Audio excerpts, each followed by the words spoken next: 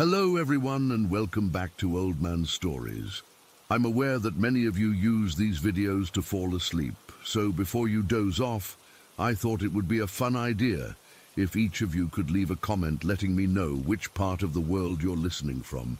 Also, give a like and subscribe to the channel if you're enjoying the episodes, okay? Let's get comfortable, relax, and begin.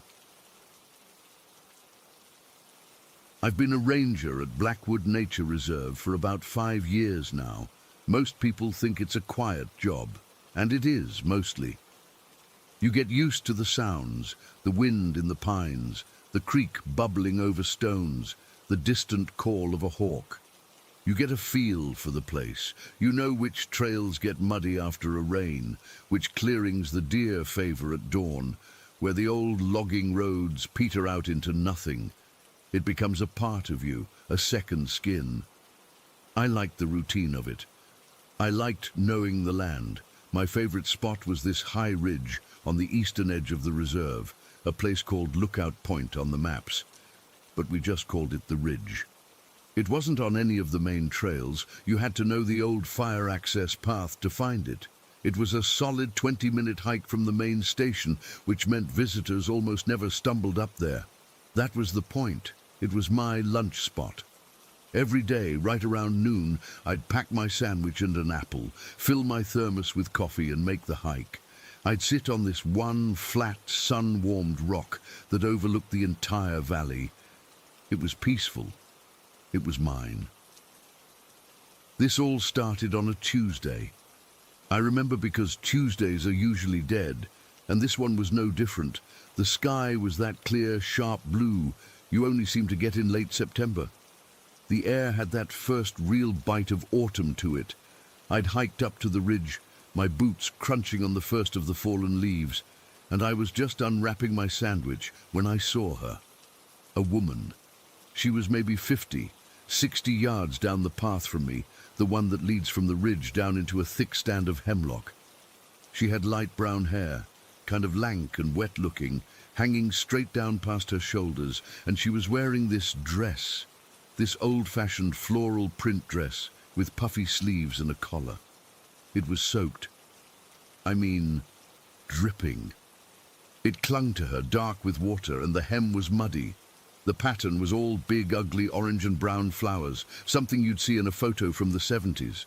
She was walking fast, not running, but a real quick, purposeful stride, like she was late for something terribly important. Her head was down, but I could see her profile. She looked scared, really, truly terrified. Her eyes were wide, her mouth a thin, tight line. It was weird. First off, she was way off the beaten path. Second, that dress? In this weather? It was a cool day, but not wet. There hadn't been rain for a week. The ground was dry. And third, the sheer panic on her face was just, it was out of place. You see hikers in distress sometimes, people who are lost or tired. But this was different. This was a raw, animal fear. "Hey!" I called out. My voice echoed a little in the quiet of the ridge. "Ma'am, are you all right? Do you need help?" She didn't even flinch, didn't turn her head, didn't slow down. She just kept walking that same frantic pace, straight down the path. I stood up, my sandwich forgotten on the rock. I took a few steps forward. "Ma'am, this is Ranger Services. Can you hear me?" Nothing. I watched her, my brow furrowed, trying to figure it out. Maybe she was deaf. Maybe she was in some kind of shock. She was heading for a bend in the path where it dips down and gets swallowed by the hemlocks. I expected her to round the corner and disappear from view. That's what should have happened. But she didn't. She was there 1 second, this figure in a dripping wet dress walking fast, and then she wasn't. It wasn't like she went behind a tree or faded away. It was like a film clip where a single frame is just missing. One moment, solid. The next, empty path. I blinked. Hard. I scanned the trees, the path, the ferns on either side. There was nowhere for her to have gone that quickly. It was an open path. To get out of sight, she would have had to run into the woods, and I would have heard that, seen the branches moving. There was nothing, just the quiet forest and the chill that was suddenly seeping into my own bones. I stood there for a full 5 minutes, just staring. My lunch was ruined. My hands felt cold. I finished my patrol that day on autopilot, my mind stuck on that empty path. I tried to rationalize it, a trick of the light. A hiker who was just really fast and ducked into the woods for some reason I couldn't fathom. My own tired eyes, but I knew deep down that none of those explanations fit. I'd seen what I'd seen. The next week, it happened again. It was a Tuesday, same as before, almost the exact same time. I'd been dreading going up to the ridge all morning, my stomach in knots. But a part of me, the stubborn part, refused to be scared off my own lunch spot. I told myself it was a fluke. It wouldn't happen again. I was wrong. I was sitting on my rock, forcing myself to eat a granola bar when I saw the movement from the corner of my eye. My head snapped around. There she was. Same woman, same light brown wet hair, same soaked ugly floral dress from another decade. Same terrified expression, her face pale and strained. This time she was closer. She was walking on the path that runs right along the edge of the ridge, the one that passes within 10 feet of my rock. She was coming from the same direction as last time, heading the same way. Her fast, frantic walk. Her eyes were fixed straight ahead, not seeing me, not seeing the trees, not seeing anything but whatever horror was in her mind. I froze. My breath caught in my throat. I didn't call out this time. I just watched. The sound of her footsteps was wrong. There was no squelch from wet shoes, no crunch of leaves. It was silent. Just the visual of her feet moving and the swish of her soaked dress against her legs, but no actual sound from it. She walked right past me. I felt the air change as she did. It got colder, a sudden sharp drop in temperature that made the hairs on my arms stand up. I could smell it then too.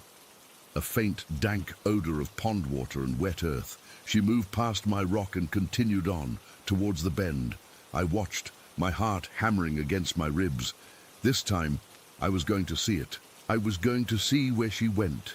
She reached the bend. She didn't round it. She took one step, her form starting to curve with the path, and then she was gone, not behind the bend.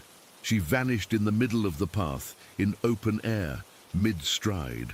One foot was forward, and then nothing. Emptiness.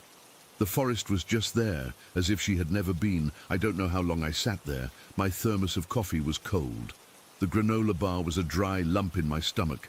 I felt sick. This was no trick of the light. This was something else, something I didn't have a name for. For the next few days, I was a mess. I couldn't sleep. Every time I closed my eyes, I saw her. The wet hair, the wide, scared eyes, the way she just ceased to exist. I started avoiding the ridge. I'd eat my lunch in the truck or at my desk, staring at the maps on the wall. But it gnawed at me. The not knowing was worse than the fear. The following Tuesday, I made a decision. I was going to follow her. It was stupid, I know that. But I had to know. I told myself I'd get close enough to see, to understand. Maybe there was a logical explanation, a hidden cave, a sinkhole, something. So at noon, I was back on the ridge. I didn't bring lunch. I just stood there near my rock, waiting. The air was still, too still. The woods were silent in a way they usually aren't. No birds, no squirrels, nothing. It was like the whole forest was holding its breath, and then right on cue, she appeared. Same place, same woman, same dress, dripping its phantom water onto the dry path. Same look of pure, unadulterated terror. This time, I didn't wait. I started walking, parallel to her but a few yards back, keeping to the edge of the tree line. I moved quietly, my ranger training kicking in. I kept my eyes locked on her. She didn't deviate. She didn't look back. It was the same frantic, silent walk. I closed the distance. I was maybe 15 feet behind her now. I could see the details I'd missed before. The way the dress was torn slightly at the shoulder. The mud caked on her bare ankles, the paleness of her skin almost bluish, and the cold. God, the cold was intense. It was like walking into a freezer. My breath plumed in front of my face in little white puffs, even though the day was fairly mild. She was getting closer to the bend, the spot where she had vanished the last 2 times. My pulse was roaring in my ears. This was it. I sped up, my boots making no sound on the soft earth. I was maybe 10 feet behind her. I could see the individual strands of her wet hair. I was going to see it. I was going to be right there when it happened. She took another step, and then another. She was right at the point of disappearance. I was so close, I could have reached out and touched her. She lifted her right foot to take the next step, the one that would begin to carry her around the curve of the path, and she vanished. It wasn't a fade, it wasn't a dissolve, it was a snap, a pop, an instantaneous nothing. 1 millisecond, she was a solid 3-dimensional person, the soaked fabric of her dress moving, her foot in mid-air. The next millisecond there was only empty space. The air where she had been seemed to shiver for a half-second, like heat haze off asphalt, and then it was still. I stopped dead. I was standing exactly where she had been. The cold was gone. The smell of pond water was gone. The silence was broken by the normal sounds of the forest returning. A bird chirping somewhere, the rustle of a squirrel. There was nothing. No sign she had ever been there. No footprints. No damp spot on the path. Nothing. I stood there for a long, long time, just staring at the empty ground. My mind was completely blank, wiped clean by what I had just witnessed. There was no rationalizing this, no explaining it away. I had seen a person clear as day, and I had seen her cease to exist right in front of me. When I finally got back to the station, I went straight to the archives. We have old logbooks, newspaper clippings, records going back to when the reserve was founded in the 1960s. I spent the rest of the afternoon and late into the evening going through everything. I looked for missing persons reports. I looked for drownings. I looked for any mention of a woman in her 30s or 40s with light brown hair. Anything from the 70s, given the style of that dress. I found nothing. Not a single entry that matched. It was like she never existed. I went back to the ridge one last time, a few days later. Not at noon, in the afternoon. I had to see the spot again. I walked to the bend in the path, to the exact place where she had vanished. I knelt down and put my hand on the ground. It was just dirt and leaves. Normal, but the feeling there, it was wrong. The air was colder than the surrounding area, a persistent, stagnant chill that had nothing to do with the weather. It felt heavy, sad, and scared. I know that sounds crazy, but that's the only way I can describe it. The spot felt scared. I never went back for my lunch. I never will. I avoid that whole section of the reserve now. I make up excuses if a patrol route takes me near there. I can't explain what I saw. I don't know who she was, or what she was running from, or why she's trapped in that same terrified minute, over and over again. All I know is that I saw her, I followed her, and I watched her disappear. And that cold spot on the path is still there, a little pocket of dread in the middle of the woods, a reminder that some things just don't have an answer. Story 2. Okay, I'm just going to type this out. I don't know if anyone will believe me, and honestly, I don't even care anymore. I just need to get it out of my head, to put it somewhere else, anywhere else. Writing it down might make it feel less like it's clinging to the inside of my skull. It happened in Missouri. You know, that little hill town everyone goes to for a quiet weekend, all the postcard perfect views and the crisp, cool air. I was there for work, some boring audit for a client with an office tucked away in the hills. It was just another business trip, the kind that blurs into all the others, until that evening. The day had been long, full of spreadsheets and numbers that didn't quite add up. By the time I packed my laptop away, the sun was already dipping behind the mountains, and a real pea-souper of a fog was rolling in. I'm talking about the kind of fog that feels wet on your skin, that muffles sound and makes the world feel small and close. My hotel was on the other side of the main market, and I knew a shortcut, this little lane that cut between two rows of old colonial-era houses. I'd taken it in the morning. It was steep and a bit overgrown, but it shaved a good 10 minutes off the walk. So I turned into the lane. It was like stepping into another world. The fog was so thick I could only see a few feet in front of me. The streetlights from the main road didn't reach here, so the only light was this weird, diffused glow from the sky, making everything a uniform, soupy grey. My footsteps on the cobblestones sounded dead, like the sound was being swallowed by the mist. I had my coat collar turned up, my hands shoved deep in my pockets, just wanting to get back to my room, order some room service and watch some mindless TV. That's when I heard it. At first I thought it was a trick of the wind, or maybe some wind chimes from one of the houses. But it wasn't. It was the delicate, clear chime of anklets, the kind women wear, with little bells on them. Chime, chime, chime, chime. It was behind me. My first thought wasn't fear. It was just curiosity and a little annoyance. Who else would be dumb enough to cut through this lane in this weather? I figured it was some local woman heading home. I slowed my pace a little, thinking I'd let her pass. I didn't want to startle anyone or have her think I was following her, but the sound didn't get closer. It just kept pace with me. Chime, chime, chime, chime. A perfect, steady rhythm matching my footsteps. I stopped walking. The anklets stopped chiming. The silence was heavier than the fog. It pressed in on my ears. I stood there for a second, listening to the thump of my own heart. Then I turned around. Nothing. Just a wall of swirling grey-white mist. The lane behind me was empty, completely empty. The cobblestones vanished into the gloom after maybe 10 feet. There was no one there. A cold knot started to tighten in my stomach.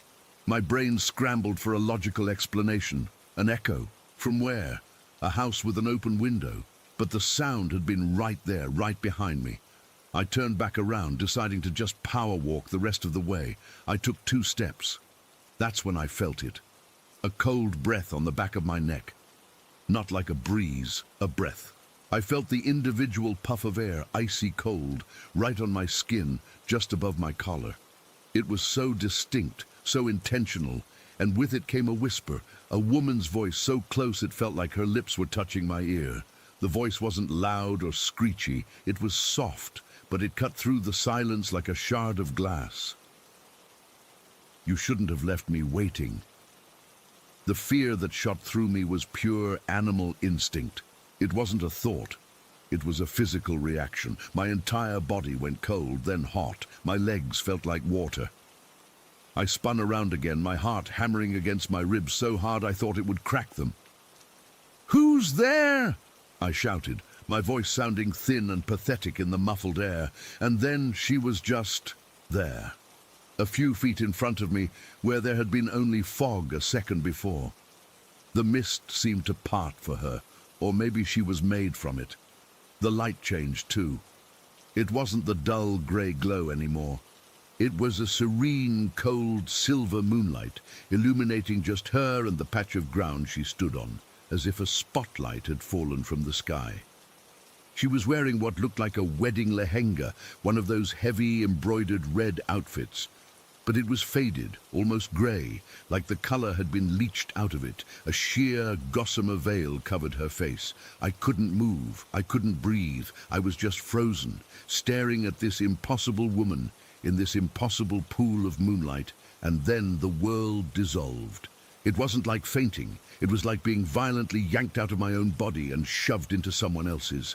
1 second, I was me, standing in a foggy lane in Mussoorie. The next, I was him. I was a man, dressed in fine, heavy wedding clothes, a sherwani.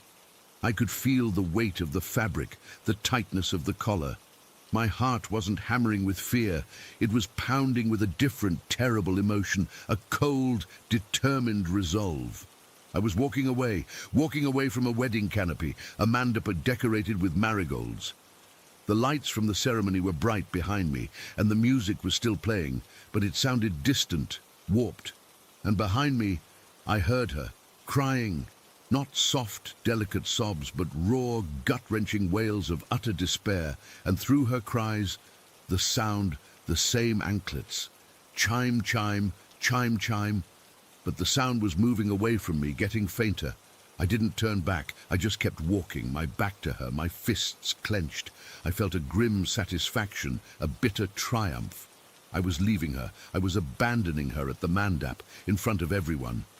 The sound of her cries and the anklets began to mix with another sound, the gurgling, churning sound of fast-moving water, a river. The sounds didn't just fade. They were swallowed violently by the rush of the water. There was a final choked cry, and then the anklets went silent, and there was only the roar of the river in my ears. I was slammed back into my own body so hard, I gasped and stumbled, my knees buckling. I caught myself on the damp, mossy wall of the lane. I was back. The fog was back. The mundane, terrifying fog. I was panting, sweat slick on my forehead despite the cold. My whole body was trembling. I could still feel the ghost of that heavy Shawani on my shoulders, the echo of that man's cold heart in my chest. She was still there, standing in her little island of moonlight. She hadn't moved. Now, her voice was the same soft, chilling whisper, but it seemed to come from everywhere and nowhere. "Do you remember me?" I shook my head, a frantic, jerky motion. My throat was too tight to speak. I didn't remember. That wasn't me. That was some other man, from some other time. I was just a guy from the city, here to do a job. She lifted her hands, slow and deliberate, and took the edges of her veil. I didn't want to see. Every cell in my body was screaming at me to run, to look away, to close my eyes. But I was paralyzed. I could only watch as she slowly, so slowly, lifted the veil. Her face was normal at first, pale, with high cheekbones, dark hair framing it, and then my eyes focused on hers. They were hollow, not just empty. Hollow, deep black sockets that seemed to go on forever, into nothing. And in that nothingness a rage was burning, a pure, ancient, bottomless rage that I could feel like a physical heat rolling off her. It was a hatred so intense, it felt like it was scorching the air between us. It was the rage of being left, of being betrayed, of being drowned and forgotten. I made a sound, a choked, guttural noise that wasn't a word. My bladder felt loose. I thought I was going to be sick. She didn't say anything else. She just looked at me with those hollow, hate-filled eyes, and then she began to fade, not like walking away. She just dissolved. The moonlight faded with her, being sucked back into the fog until there was nothing left. The last thing I heard was the sound, chime, chime, faint, moving away down the lane, deeper into the fog. Then, silence. The ordinary fog closed in around me again. The normal, damp, chilly air of a Mussoorie evening returned. I was alone. I don't know how long I stood there, leaning against that wall, shaking. It could have been 2 minutes or 20. When I could finally make my legs work, I ran. I didn't care about slipping on the cobblestones. I didn't care about the branches that whipped at my face. I just ran, my breath sobbing in my throat, until I burst out onto the main road, under the bright, blessedly normal streetlights. I must have looked insane, wild-eyed and pale, but I didn't stop. I ran all the way to my hotel, took the stairs 2 at a time and slammed my door shut, locking every lock and shoving a chair under the handle. I didn't sleep that night. I sat on the bed with every light in the room on, just listening. I left Mussoorie first thing the next morning. I told my boss I was sick, which wasn't a lie. I felt sick. I still do. That was 6 months ago. I've tried to rationalize it. A hallucination from stress, carbon monoxide poisoning in that lane, something in my dinner. But I know what I felt. That cold breath, the physical sensation of being that other man, the weight of his clothes, the resolve in his heart, and her eyes. God, her eyes. The worst part is, it didn't end in that lane. On quiet nights, When the world is still, I hear them. I'll be lying in my own bed, in my own apartment in the city, miles and years away from Mussoorie, and I'll hear it. Faint at first, like it's coming from the apartment next door or the street below. Chime, chime. I'll freeze my book halfway to the nightstand, my breath held, and I'll listen. Sometimes it fades away. Sometimes it doesn't. Sometimes it feels like it's just outside my window or right at the foot of my bed. And in that silence, after the sound is gone, the question she planted in my head echoes. She asked if I remembered her. I didn't. I don't. But she remembered me, or she remembered the man I was, or the man she thinks I am. And it makes me wonder, a thought that chills me deeper than any fog ever could. We always talk about the dead haunting the living. But what if it's the other way around sometimes? What if our pasts, the terrible things we've done, the people we've wronged, what if they wait for us? What if we haunt the dead first and they're just returning the favor? The chimes are getting a little clearer lately. I heard them last night. I don't think she's finished. I don't think I left her waiting for the last time. Story 3. It was a Tuesday, the 21st of October. I remember because I'd just paid the electricity bill online and was feeling vaguely responsible.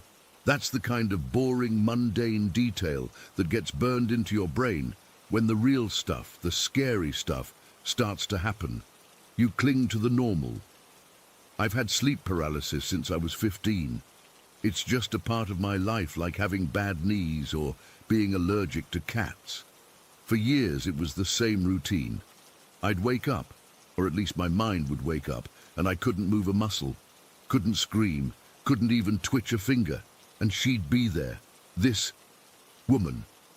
I call her a demon because I don't have a better word for her. She wasn't some shadowy figure in the corner. She was right on top of me, her weight crushing my chest, her face inches from mine. It was always a woman's face, but stretched and wrong, with eyes that were just black pits. She'd press down, and the next morning I'd have bruises on my ribs and arms, real purple and yellow bruises that ached when I poked them. My doctor said it was probably me thrashing in my sleep, banging into the bed frame, but I knew it was her weight. Moving in with my boyfriend was supposed to help. His name is Mark. He's a solid guy, a software engineer who believes in things he can see on a screen and little else. Our house is a small ranch-style place, beige siding, a postage stamp lawn. It's the kind of house you don't even notice driving by. I thought, with him next to me, his warmth, his steady breathing, maybe the paralysis wouldn't come. Maybe his normalcy would scare it away. For a few months it worked. I'd have the occasional episode, but it was the old familiar one. The crushing weight, the pressure, the same demon woman. Unpleasant, but known, manageable. Then, about 3 weeks ago, things changed. That Tuesday night we went to bed like any other night. We'd watched some dumb reality TV, argued lightly about whether to get Thai or Italian the next night, and fell asleep with his arm draped over me. I remember feeling safe. That's the last normal feeling I can clearly recall. The paralysis started like it always does, a sudden deafening awareness. The hum of the refrigerator in the kitchen sounded like a jet engine. I could feel every thread of the cotton sheets against my skin, and I couldn't move. Panic, the old familiar friend, began to rise in my throat, a cold metallic taste. I braced myself for the weight on my chest, for her face to loom into view, but the weight didn't come. Instead, my eyes, or whatever part of me sees during these episodes, were drawn to the other side of the bed, to Mark. He was sleeping on his side, facing away from me, his back a calm, steady rise and fall. And there, right behind him, was another woman. She was different, completely different from my usual visitor. This one was pale, with long, dark, stringy hair. She was kneeling on the bed, leaning over Mark's sleeping form. She wasn't looking at me. She was looking down at him, and she was smiling. It wasn't a nice smile. It was a wide, stretched smile, like her cheeks might split. Her eyes were wide open, too wide, and they were fixed on the back of Mark's head with this look of pure, unblinking delight. I tried to scream. Nothing came out, not even a strangled breath. I tried to shove myself up, to reach over and shake Mark, but my body was a slab of concrete. All I could do was watch. The feeling in the room was shifting. It wasn't just the heavy stillness of the paralysis anymore. It was something new, something invasive. A feeling of nausea started deep in my stomach. A rolling, sickening wave that had nothing to do with anything I'd eaten. It was a spiritual sickness, a revulsion that felt like it was coating my insides. The air grew thick, and it felt cold, a damp, clinging cold that seeped right through the duvet. The woman behind Mark slowly brought her hand up. She didn't touch him. She just held her pale, bony fingers an inch above his shoulder, as if feeling the heat coming off his skin. Her smile never wavered, her wide eyes never blinked, and the nausea in my gut intensified, twisting into a knot of pure, undiluted terror. This wasn't my demon. This was something else, and it was interested in him. I had to wake up. I had to break out of this. I focused everything I had, every ounce of will, into moving one single finger. I pictured the nerve signals firing, the muscle fibers contracting. I felt a tremor, a tiny, almost imperceptible twitch in the pinky finger of my right hand. It was enough. The spell shattered. I gasped. A raw, ragged sound in the quiet room, and bolted upright. My heart was hammering against my ribs like a trapped bird. I was drenched in a cold sweat, my t-shirt sticking to my back. I fumbled for the lamp on my nightstand, my hands shaking so badly I knocked over a glass of water. The light clicked on, flooding the room with a warm, yellow glow. And I looked at Mark. He was still sleeping on his side, facing away from me. In the exact same position, the exact same position. The rise and fall of his back was the same rhythm. His head was at the same angle on the pillow. It was a perfect, frozen replica of what I had just seen in that paralysis hellscape. The nausea from the dream didn't go away. It was still there, a solid, sour ball in my gut. The cold feeling in the air lingered too, a pocket of chill in our warm bedroom. I stared at his back, at the space right behind him where she had been kneeling. It was empty. Of course it was empty. But my skin was crawling. I could still feel the imprint of her presence, like a stain on the air. I reached out a trembling hand and shook his shoulder. "Mark?" He grunted, stirred slowly. "What? You okay?" he mumbled, his voice thick with sleep. I had a bad dream," I said, my own voice a shaky whisper. I couldn't tell him. He'd just say it was a nightmare, a side effect of the paralysis. He'd roll over and go back to sleep, and I couldn't bear the thought of him turning his back to that empty space again. He'd just patted my arm clumsily. "It's okay, go back to sleep." And within seconds, his breathing evened out again. He was asleep. I was left sitting upright, the lamp on, staring into the corner of our room, feeling more alone and terrified than I ever had in my life. The fear wasn't just in my head anymore. It was in the room with us. I could feel it, a low, humming malevolence that the light from the lamp couldn't quite dispel. I didn't sleep another wink that night. I just sat there watching Mark, watching the room, my ears straining for any sound that wasn't the house settling or the distant rush of a car. Every shadow seemed to hold a shape. Every creak of the floorboards was a footstep. The nausea never fully went away. It just settled into a constant, low-grade unease. The next morning I felt hollowed out. Mark was his usual cheerful self, making coffee, completely oblivious. I looked at him, at his normal, handsome face, and all I could see was the memory of that other face behind him, smiling its terrible smile. That was the day I decided to cleanse the house. It wasn't a dramatic decision. It felt like a necessity, like taking out the trash or doing the laundry.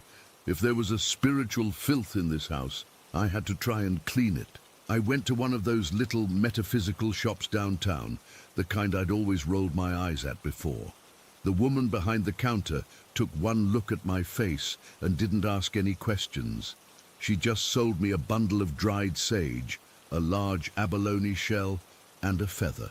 I waited until Mark left for his weekly basketball game with his friends. The house was quiet, too quiet. I opened all the windows, like the instructions I'd read online said to do. You have to give the negative energy a way out. I lit the sage bundle in the shell until it smoldered, creating a thick, fragrant smoke. I started at the front door. I walked through every room, every closet, waving the smoke into the corners, along the baseboards, under the beds. I said the words I'd memorized, a simple request for any negative or attached energies to leave this space and go toward the light. It felt silly and serious at the same time. My hand was shaking, making the feather tremble. For a little while, it felt like it was working. The air in the house seemed to lighten. The heavy, cold feeling from the night before seemed to dissipate. The constant nausea in my stomach finally began to ease. I felt a flicker of hope. Maybe it was just a one-time thing, a fluke. Maybe my own fear had conjured it, and the sage had smudged it away.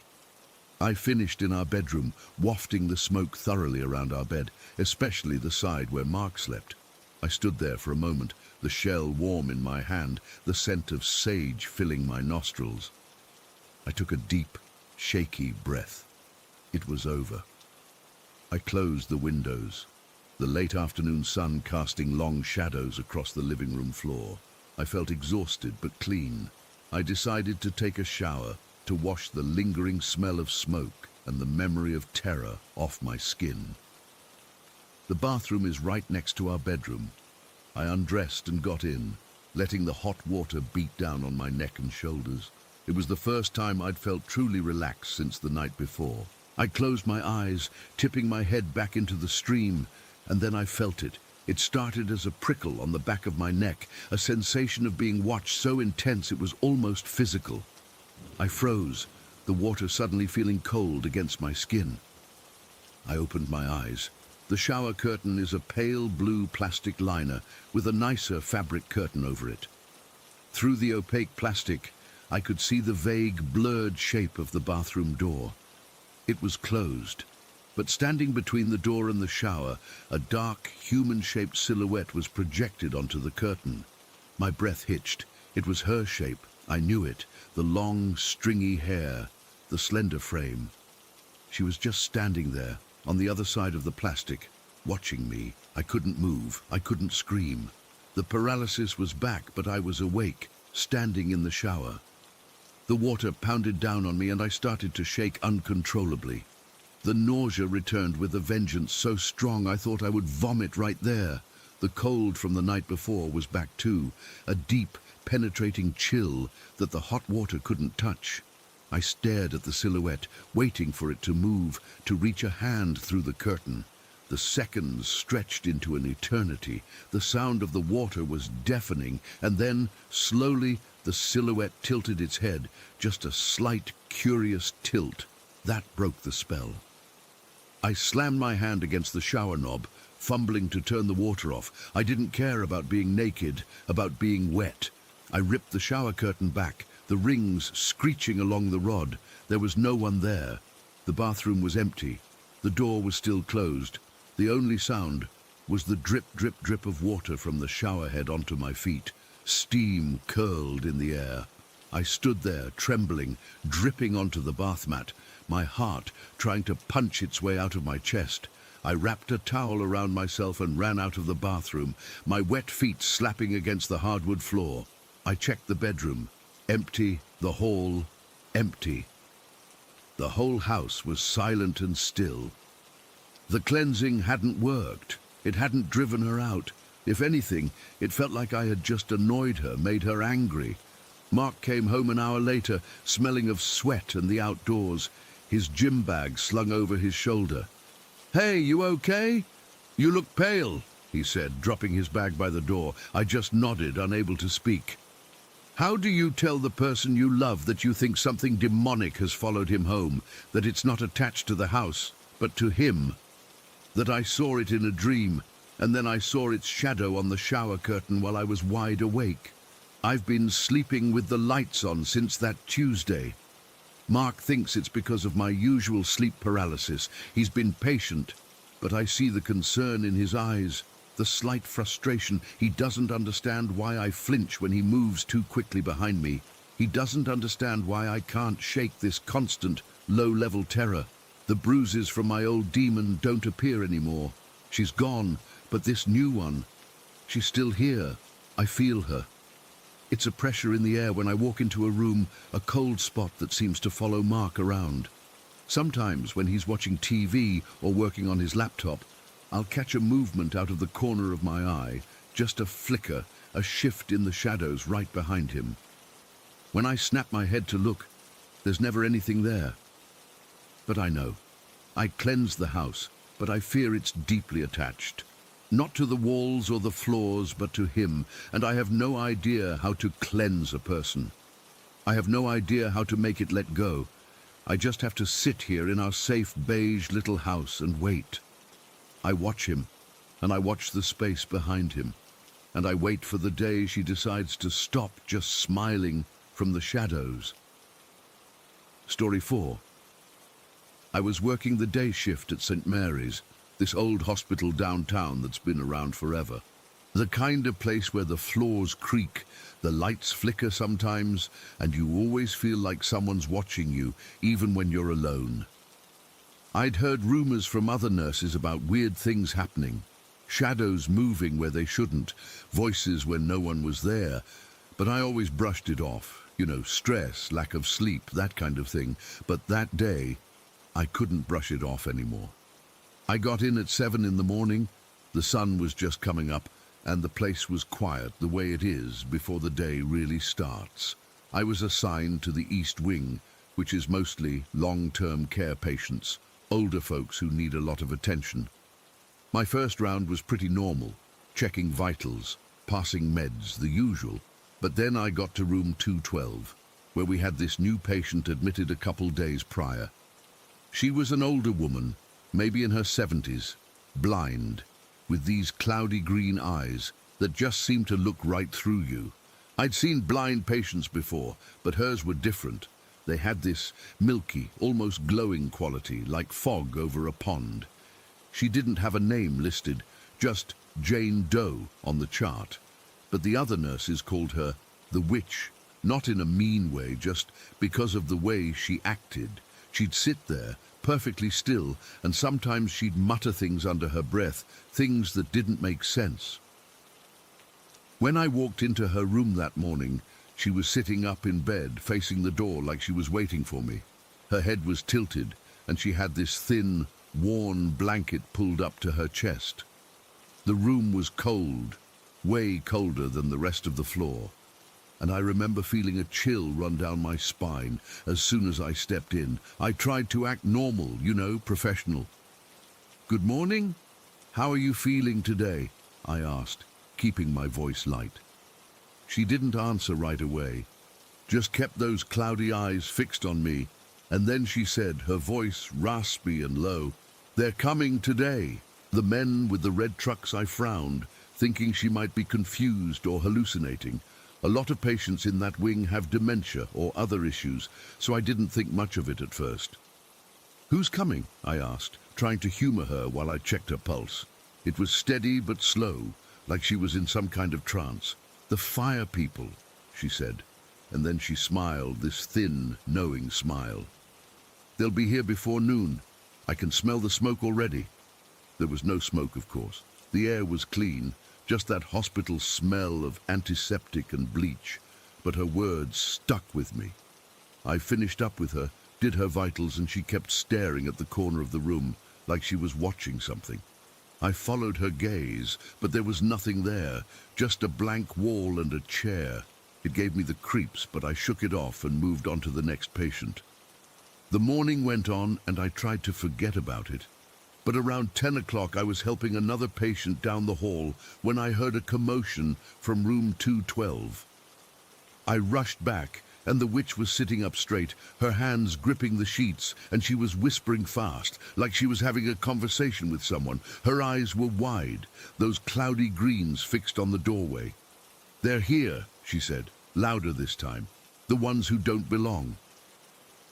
I looked around, but the hallway was empty, except for me and another nurse, Sarah, who was passing by. She gave me this look, like she'd seen something too, but she just shook her head and hurried off. I went back into the room, and the witch pointed a bony finger toward the window. "See them in the hall, walking slowly. They're lost." My heart started pounding, because I swear, for a second, I thought I saw a shadow move out of the corner of my eye, but when I turned, there was nothing. I tried to calm her down, told her it was okay, but she just kept talking about the unseen ones and how they gather in places like this, especially near the old parts of the hospital. She said she could feel them, like a cold breath on her neck, and that they'd been there for years, waiting. By 11, I was getting really uneasy. The whole floor felt off, quieter than usual, and the air was heavy like before a storm. I went to the nurse's station to grab some charts, and Sarah was there, her face pale. She leaned in and whispered, "You see anything weird today, in room 210? I shook my head, but she went on. "I saw a figure just for a second near the storage closet. It was tall, shadowy, and then it was gone. We didn't talk about it after that.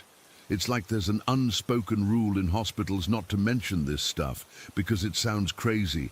But her confirmation made my skin crawl. Then, just before noon, it happened.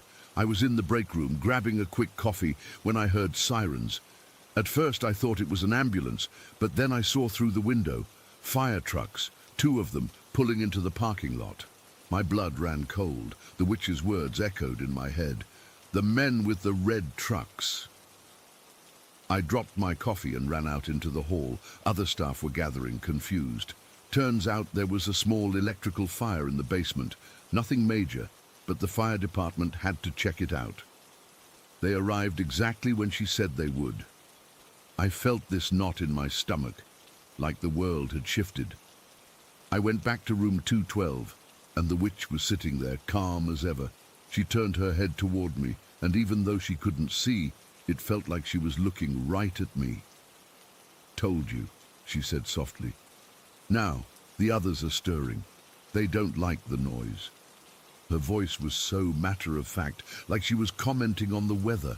I asked her what she meant, and she started describing things.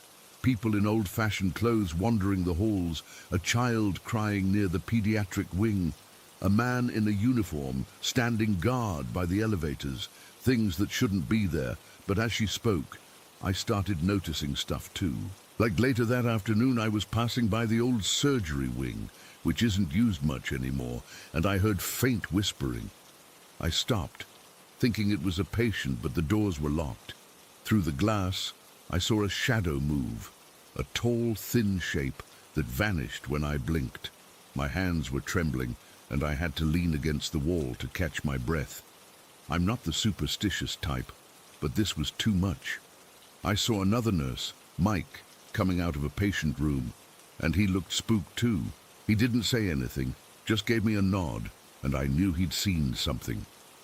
It's like we were all in on this secret, but too scared to talk about it. As the day went on, the witch's predictions kept coming true in small ways. She'd say, "The lady in the white dress will pass by at 3, and sure enough, around 3 o'clock, I'd catch a glimpse of something pale and fleeting in the hallway. Once, I felt a cold hand brush my arm when no one was there, and I jumped so hard I almost dropped a tray of meds. The physical sensations were real. Goosebumps, that cold sweat on the back of my neck, my heart racing like I'd run a marathon. I kept telling myself it was all in my head, but deep down, I knew it wasn't. Around 5 in the evening, things escalated. I was helping the witch with her dinner, and she suddenly grabbed my wrist. Her grip was surprisingly strong, cold and bony. "They're angry," she whispered, her cloudy eyes wide. "The one by the window, he doesn't want us here." I followed her gaze to the window, and for a split second I saw a face, pale with hollow eyes, staring in from outside. But we were on the second floor. There's no balcony, nothing to stand on. I yanked my hand back and stumbled out of the room, my heart hammering in my chest. I had to take a minute in the bathroom, splashing water on my face, trying to calm down. When I looked in the mirror, I half expected to see someone behind me, but it was just me, pale and shaken. The rest of the evening was a blur of small, eerie events. Lights flickering in empty rooms, doors closing on their own, that kind of thing. But the worst was around 8 o'clock, when I was doing my final rounds. I passed by the nursery. It's not used anymore, just storage now. And I heard a baby crying, soft at first, then louder, like it was right next to me. I froze, because there haven't been babies in that wing for years. I pushed the door open, and the crying stopped. The room was dark, filled with old cribs covered in sheets, and it was ice cold. I felt this overwhelming sense of sadness, like I was intruding on something private. I backed out slowly, and as I did, I saw a small shadow dart behind a cabinet. I didn't wait to see more. I just ran. By the time my shift ended at 9, I was exhausted, mentally and physically. I clocked out, said goodbye to the night shift, and headed for the parking lot. But as I was walking out, I glanced back at the hospital, and in one of the upper windows, I saw a figure standing there, tall, dark, just watching. It was the same shape I'd seen earlier. I didn't stick around to see more. I got in my car and drove home as fast as I could. I still don't know what to make of it all. That blind woman, with her ability to see things no one else can, it's like she opened a door that day. And I can't close it. I've talked to a couple other staff members since, and they've admitted to seeing things too, but we never discuss it openly. It's just this shared, unspoken fear.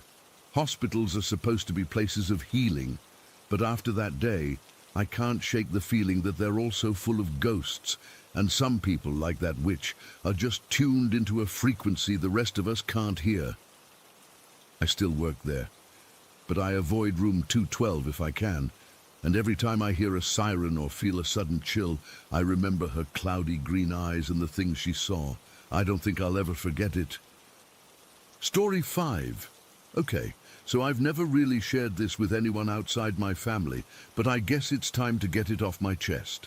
I still get shaky thinking about it, and it's been a while, but that day is burned into my memory like it happened yesterday.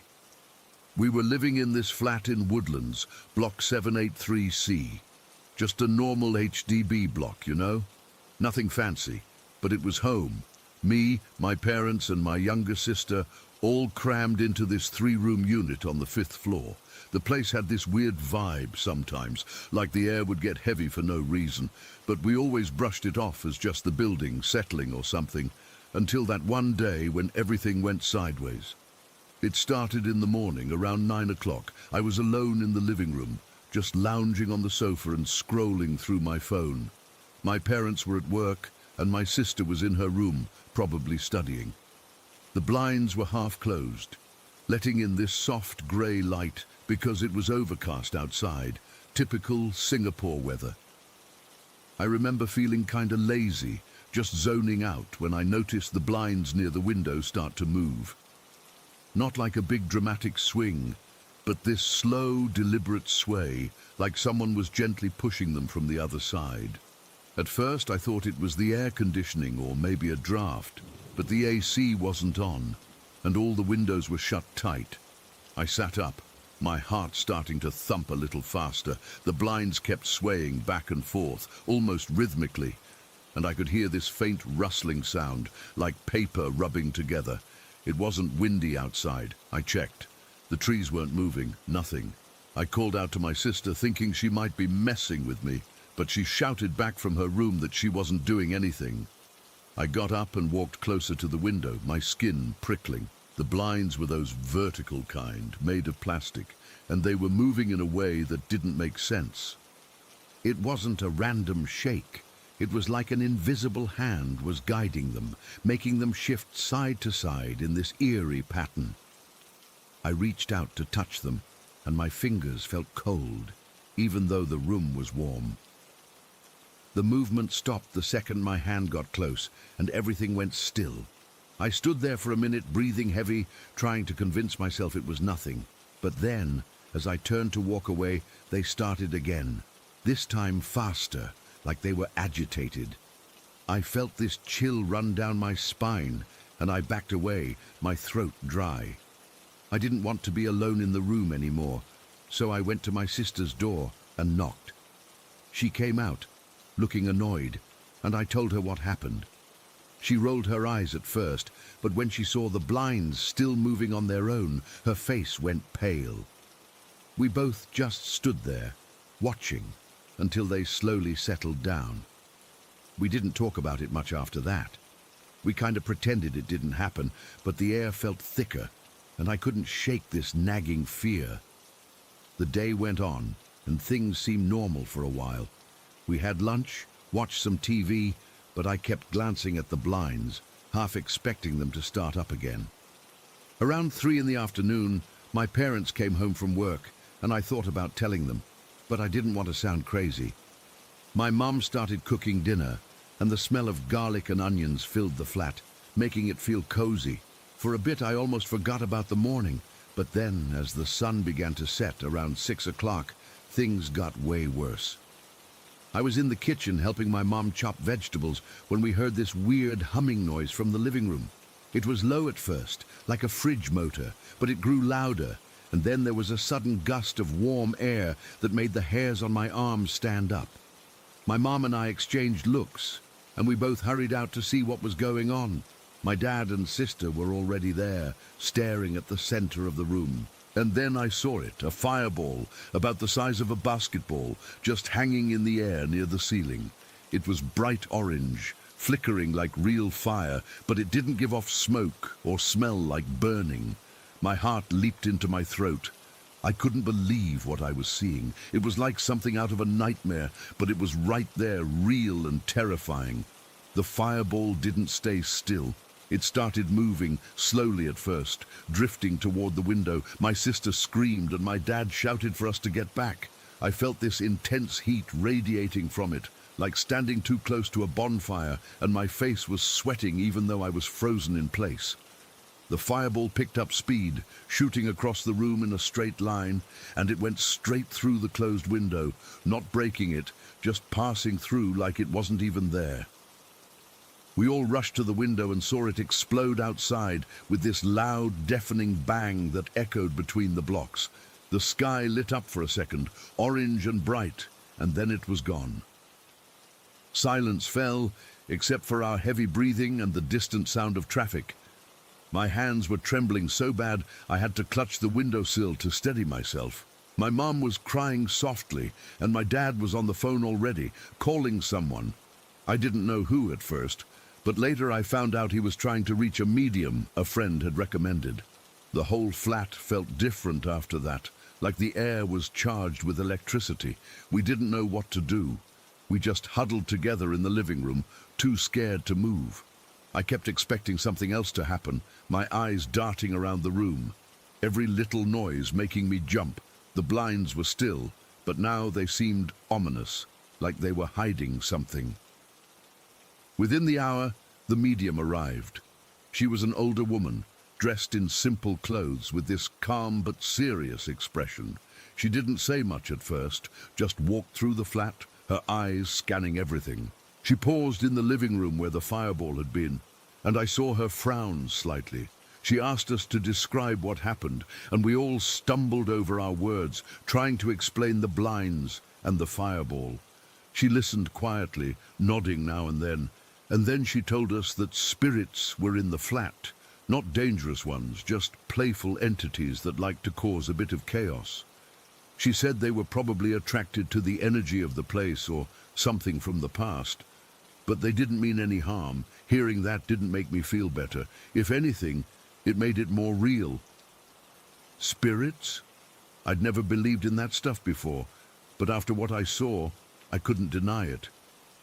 She did a quick ritual, burning some incense and chanting softly. The smell was strong, like sandalwood, and it made the air feel lighter. Then she recommended we install a spiritual gate, a small charm or symbol near the entrance to keep negative energies out. My dad agreed immediately, and she helped us set it up right there, using some items she brought. It was just a simple metal plate with inscriptions placed above the front door, but she said it would help calm things down. As she worked, I couldn't help but watch her hands. They moved with such certainty, like she'd done this 1,000 times. When she finished, she assured us that the activity would lessen and we'd be safe. She left soon after, and we were alone again, the flat feeling quieter, almost too quiet. We didn't talk much that night. We just went through the motions, eating dinner in silence and avoiding each other's eyes. I went to bed early, but I couldn't sleep. Every time I closed my eyes, I saw that fireball shooting through the room, felt the heat on my skin. The blinds in my room were shut tight, and I kept staring at them, half expecting them to move. They didn't. But the fear was still there, a constant hum in the back of my mind. Over the next few days, things did calm down. No more moving blinds, no fireballs, but I never felt completely at ease again. To this day, I have no explanation for what happened. Was it really spirits? Some kind of natural phenomenon? I don't know, and I probably never will. All I know is that one day in Woodlands, Block 783C, my world turned upside down, and I'm still trying to make sense of it. Story 6. It was one of those perfect summer days we get sometimes out here on Orcas Island. You know the kind. The sun is warm, but not too hot. There's just enough breeze to keep the bugs away, and the sky is so blue it doesn't look real. Me and a couple buddies from high school had decided to hike out to Cascade Lake. It's not the easiest spot to get to, which is why we liked it. Usually we had the whole place to ourselves. We'd packed a cooler with sodas and some sandwiches, and I'd brought my 2 dogs, Duke and Barley. Duke's a big, goofy black lab mix, and Barley's a smaller, scrappier terrier thing. They were loving it, running ahead on the trail, sniffing everything, tails going 1,000,000 miles an hour. We got to the lake around 11 in the morning. The water was this deep, glassy green, surrounded by these huge old cedars that leaned way out over the shore. It's a cold lake, always is, fed by snowmelt from the mountains. But on a day like that, it felt amazing.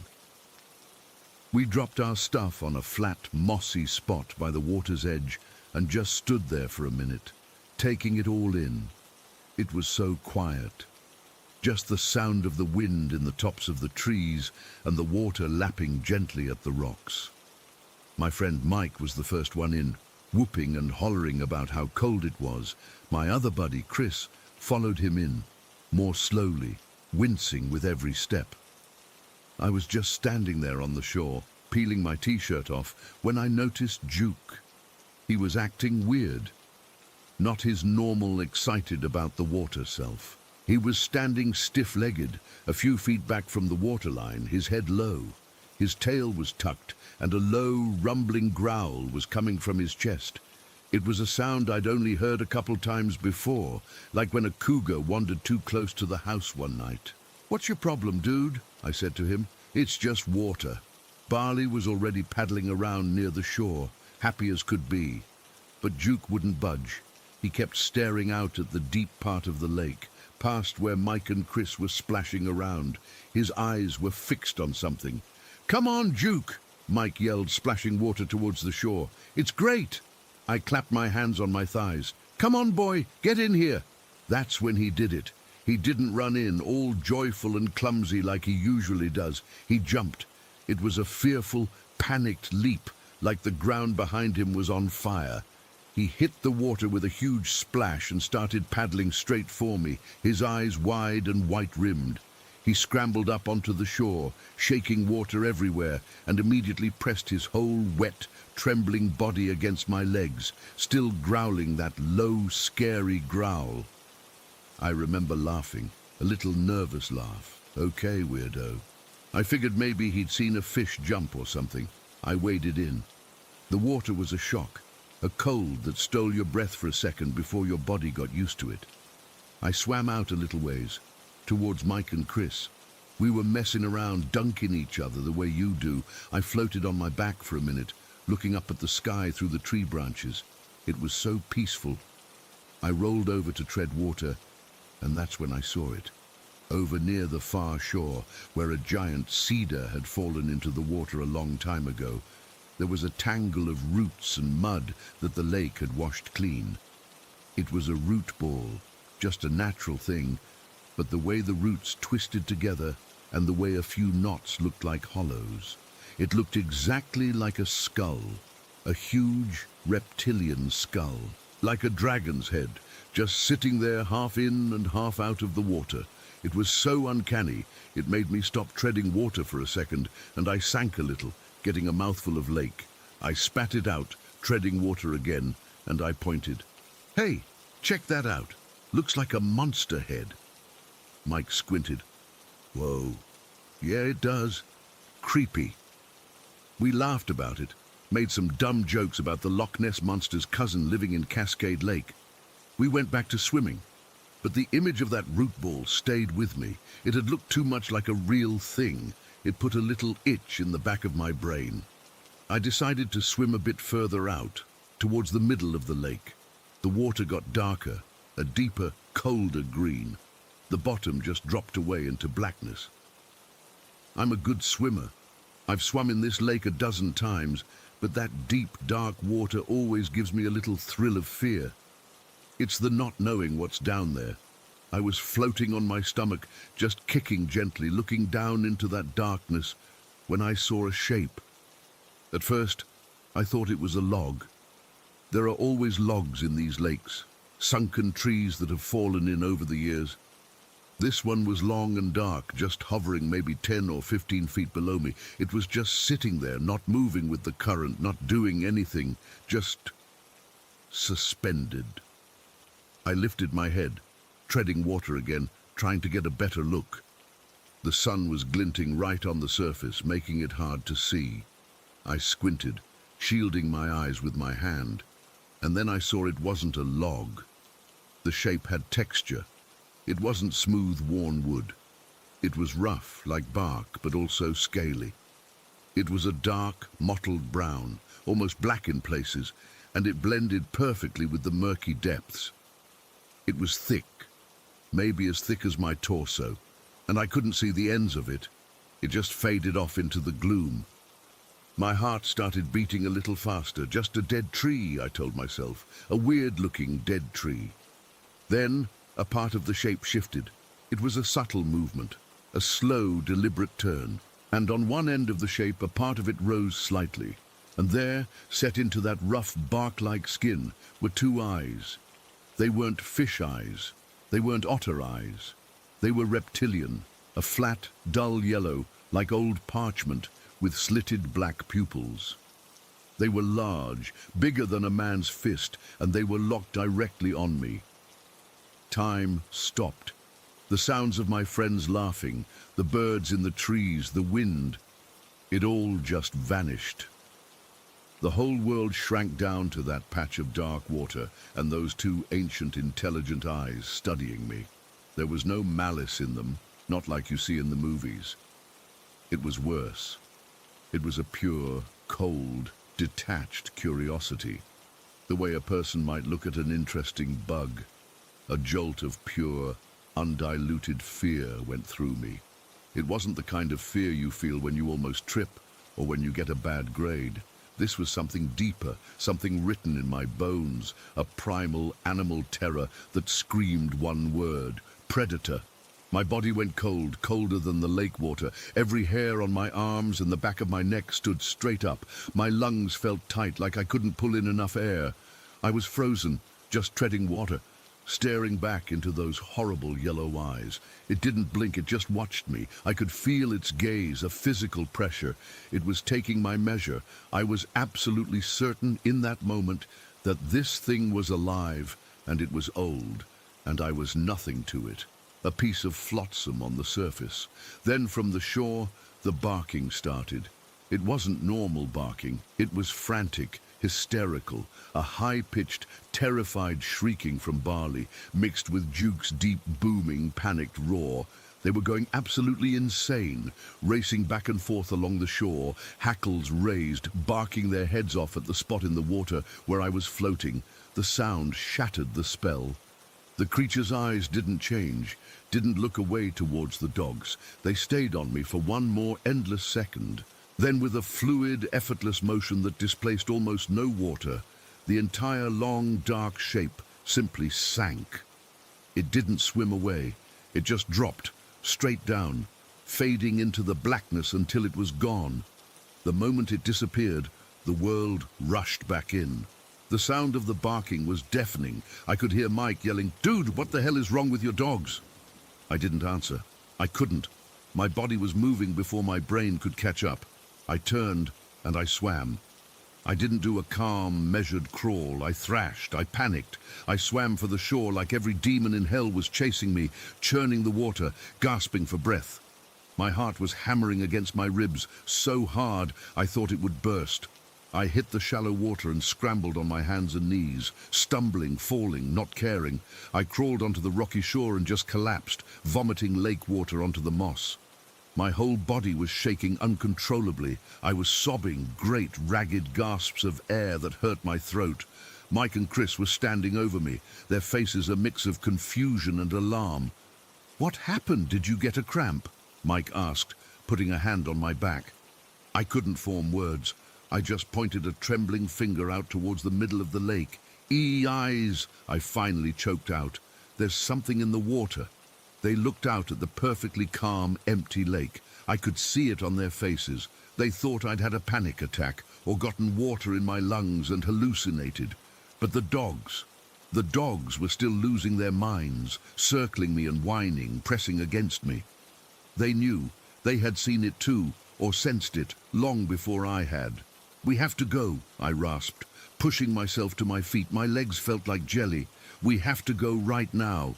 The mood was completely broken. The fun was over. The peace was gone. We packed up our stuff in a rushed, silent frenzy. I couldn't stop looking back at the lake. It looked so innocent, so beautiful. But I knew what was lurking in its deep, cold heart. I knew it was still down there watching. The hike back was a nightmare. Every snap of a twig made me jump. Every shadow seemed to move. I kept the dogs on their leashes, holding them close. Duke was still tense, his head on a swivel, looking back the way we came. He knew we weren't safe yet. We didn't talk much. What was there to say? I knew they didn't really believe me. How could they? It sounded insane. We got back to my truck and I drove us home, my hands gripping the steering wheel so tight my knuckles were white. I dropped them off at Mike's house with a mumbled goodbye, and then I went straight home. I took a shower, the hottest one I could stand, trying to wash the feeling of that cold, detached gaze off my skin. It didn't work. That was about 2 years ago. I tried to put it out of my mind. I told myself it was a sturgeon or a giant seal, or just a trick of the light and my own imagination. I almost convinced myself. Then, last fall, I was at the local hardware store, and I ran into an old-timer who's lived on the island his whole life. We got to talking about fishing spots, and I mentioned Cascade Lake, just in passing. I didn't say what happened. He got real quiet for a second, then he leaned in close. "You didn't see nothing out there, did you?" My blood ran cold. "What do you mean?" He looked around like he was checking who might be listening. "Couple years back, a fella went missing, a hiker. They found his body a week later, washed up on the north shore of the lake. Wasn't pretty." "What happened to him?" I asked, my mouth dry. "Official report said drowning," the old man said, his voice low. "But the guy who found him, a buddy of mine, he told me different, said the body was all messed up, had these marks on it, like bites, but not from a bear or a cougar. They were weird, circular, like from a lamprey, but huge. Crushed the bones in his legs." He shook his head. "The old natives used to talk about things in these lakes, water spirits, dragons, some called them. Said they were ancient, from before the people. Most folks just laugh it off as legend." He looked me dead in the eye. I don't laugh. I never went back to Cascade Lake. I never will. Sometimes on quiet nights, I'll be lying in bed and I'll remember the feeling of those eyes on me, that cold, ancient curiosity, and I'll think about that hiker and what he must have seen in his last moments. I know what was in the water that day. I don't know what to call it, but I know it was real, and I know it's still there. Story 7. I woke up that morning feeling heavy, you know?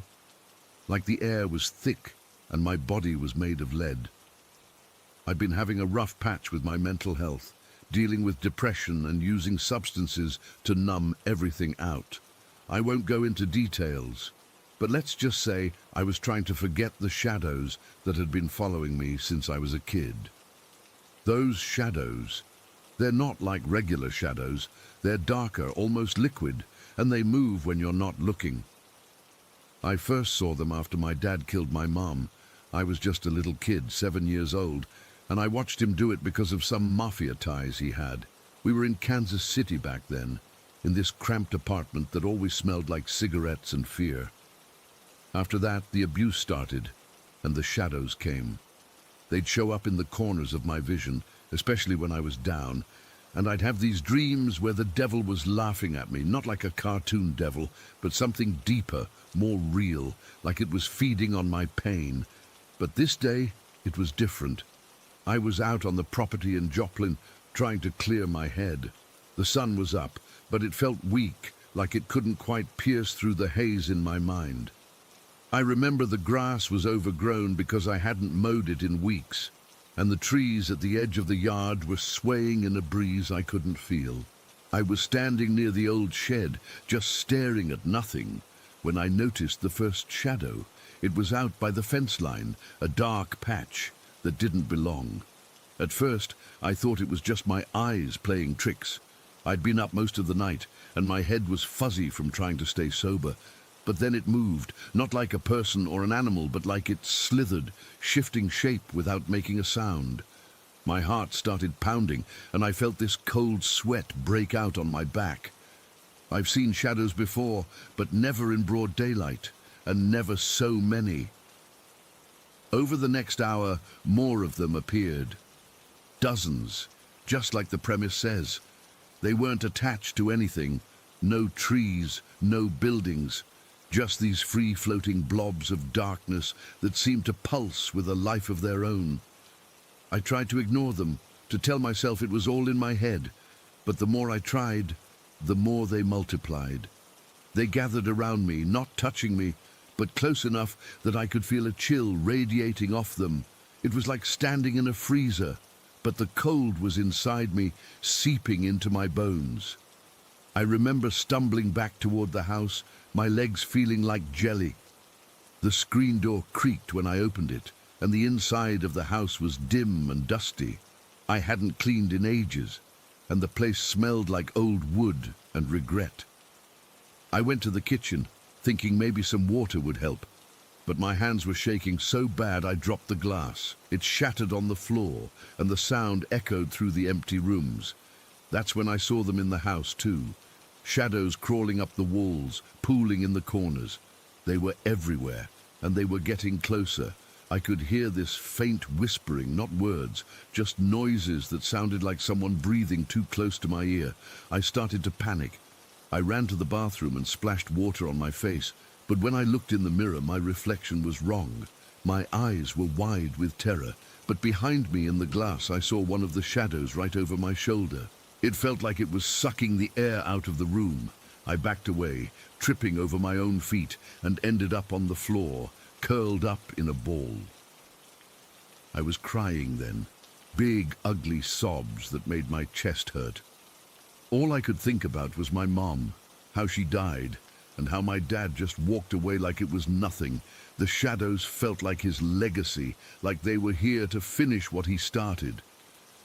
Somehow, I managed to call for help. I don't even remember dialing, but I must have, because the next thing I knew, paramedics were there. They found me on the floor, babbling about shadows and demons. I was incoherent, my clothes soaked with sweat, and I kept pointing at things that weren't there. They loaded me into an ambulance, and the ride to the hospital was a blur of sirens and bright lights. I kept my eyes closed most of the way, but I could still feel the shadows around me, like they'd hitched a ride. At the hospital, things didn't get better. They put me in a room, and the nurses were kind, but I could tell they thought I was crazy. Who wouldn't? I was talking about shadow figures and a laughing devil. They gave me something to calm me down, but it didn't help much. I was lying in bed staring at the ceiling when I saw him, an old man, standing in the corner of the room. He wasn't there a second ago, just appeared out of nowhere. He was thin, with wrinkled skin and eyes that looked too bright, like they were glowing. And he was pointing at me, his finger shaking, and he was laughing, not a happy laugh, but this cruel, mocking sound that made my skin crawl. It was the same laugh from my dreams when I was a kid, the devil's laugh, but now it was coming from this old man. I screamed, I couldn't help it. The nurses came running, but when they looked where I was pointing, there was nothing there. The old man was gone, but the laughter seemed to hang in the air, echoing in my ears. They sedated me after that, and when I woke up I was in a different room, with a doctor asking me questions about my mental health and substance use. I tried to explain, but how do you explain something like that? How do you make someone believe that shadows are real, and that an old man appeared out of thin air to laugh at your pain? That day, from the moment I woke up to when I passed out in the hospital, it was all one long nightmare. The shadows have been with me ever since. Tangled up with my struggles and my attempts to cope, I've never been able to shake them, and I don't think I ever will. Sometimes, when I'm alone, I still hear that laughter, and I see the old man in my dreams, pointing like he's accusing me of something. I don't know what it means or why it happened, but it's real to me, and that's the thing. No matter how much I try to rationalize it, I can't. It just is. Story 8. It was one of those sticky, humid afternoons that just cling to you in the south, the kind where the air feels thick enough to swim through. I was in the back seat of my mom's beat-up Oldsmobile. Riding shotgun would have been too fancy for this car.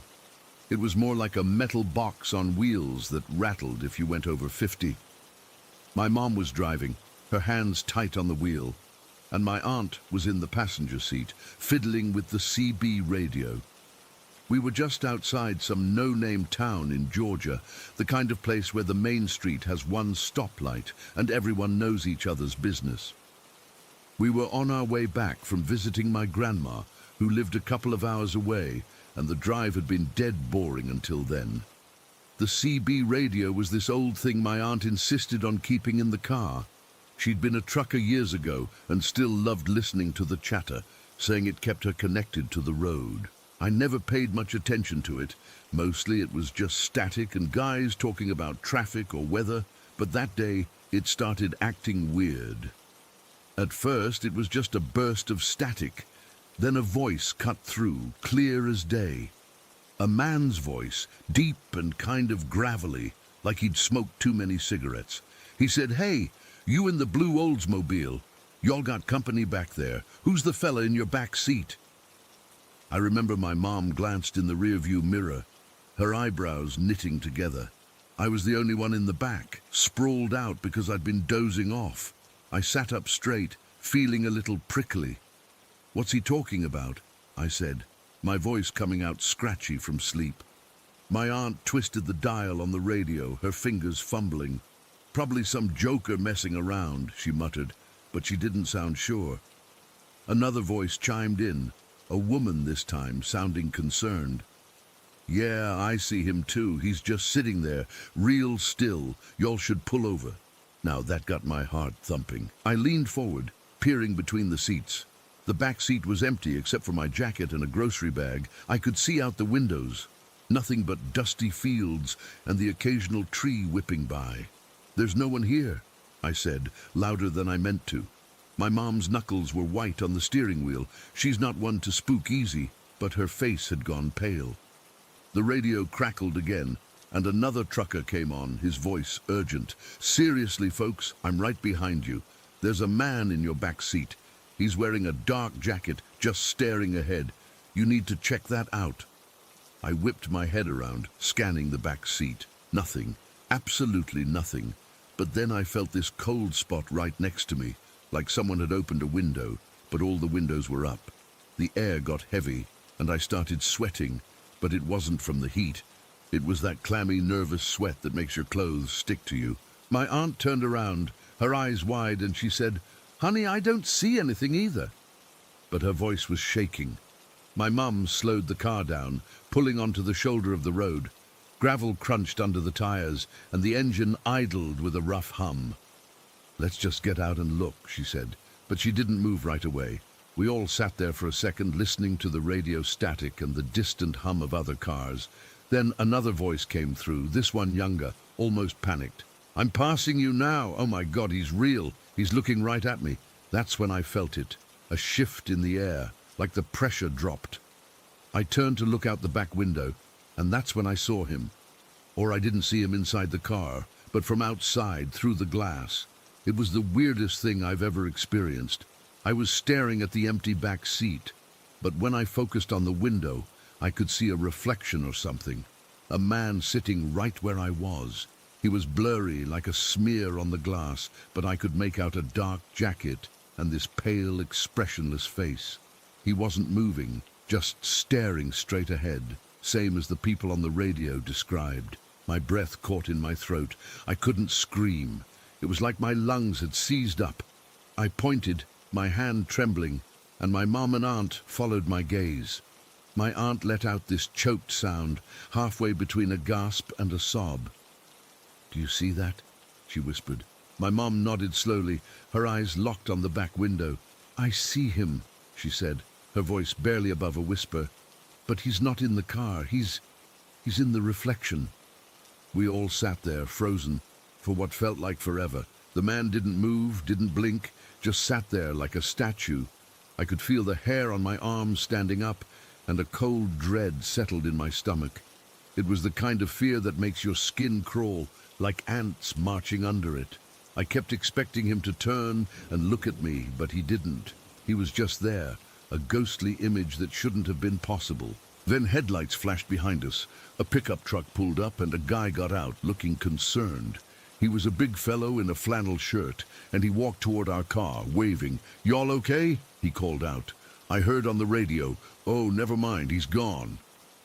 As soon as he said that, I looked back at the window, and the man had vanished. Just like that. No fade, no nothing. 1 second he was there, the next he wasn't. The cold spot was gone too, and the air felt normal again, but my heart was still pounding like a drum. I rolled down the window, the mechanism groaning, and stuck my head out. The guy from the truck came over, his face puzzled. "I swear, I saw him clear as day when I was driving up," he said. "A man in your back seat. But now, nothing." We all got out of the car, my legs wobbly, and stood on the shoulder. The sun was starting to dip lower, casting long shadows, and the heat was letting up a bit, but I still felt chilled. My mom thanked the guy, and he left after a few minutes, shaking his head like he couldn't believe it either. We stood there for a while, just staring at the car, half expecting the man to reappear. But he didn't. We got back in the car, and nobody spoke for a long time. The radio was silent now, just static. My aunt turned it off, and the only sound was the engine and the wind whistling through a crack in the window. I kept glancing in the rearview mirror, expecting to see something, but it was just empty space. My hands were shaking, and I clasped them together to steady them. My mom drove slowly, like she was afraid to go too fast. The rest of the drive home was tense. Every time a car passed us, I'd flinch, thinking they'd say something on the radio again. But nothing happened. We got home just as it was getting dark, and we all went inside without saying much. I couldn't sleep that night. Every creak in the house made me jump, and I kept picturing that man's face in the window. What makes it worse is that it didn't end there. A few weeks later, we were driving through another part of town, and the same thing happened. Different people on the CB, same description of the man. This time, we didn't even have to look. We knew. And just like before, when someone approached, he disappeared. It's happened a handful of times since then, always in that car, always on back roads in the south. We eventually sold the Oldsmobile, but I still dream about it sometimes. I don't know what it was. A ghost, a hitchhiker from some other time, or just a trick of the light. But it felt real, so real that I can still feel that cold spot and see his face when I close my eyes. I've tried to rationalize it, but there's no explanation that fits. It's just one of those things that happened, and it left me with this deep, unsettled feeling that I can't shake. To this day, I get nervous driving at night, especially on lonely roads, and I always check the back seat twice. But I never saw him again after we got rid of the car. Part of me wonders if he's still out there, waiting for the next ride. Story 9.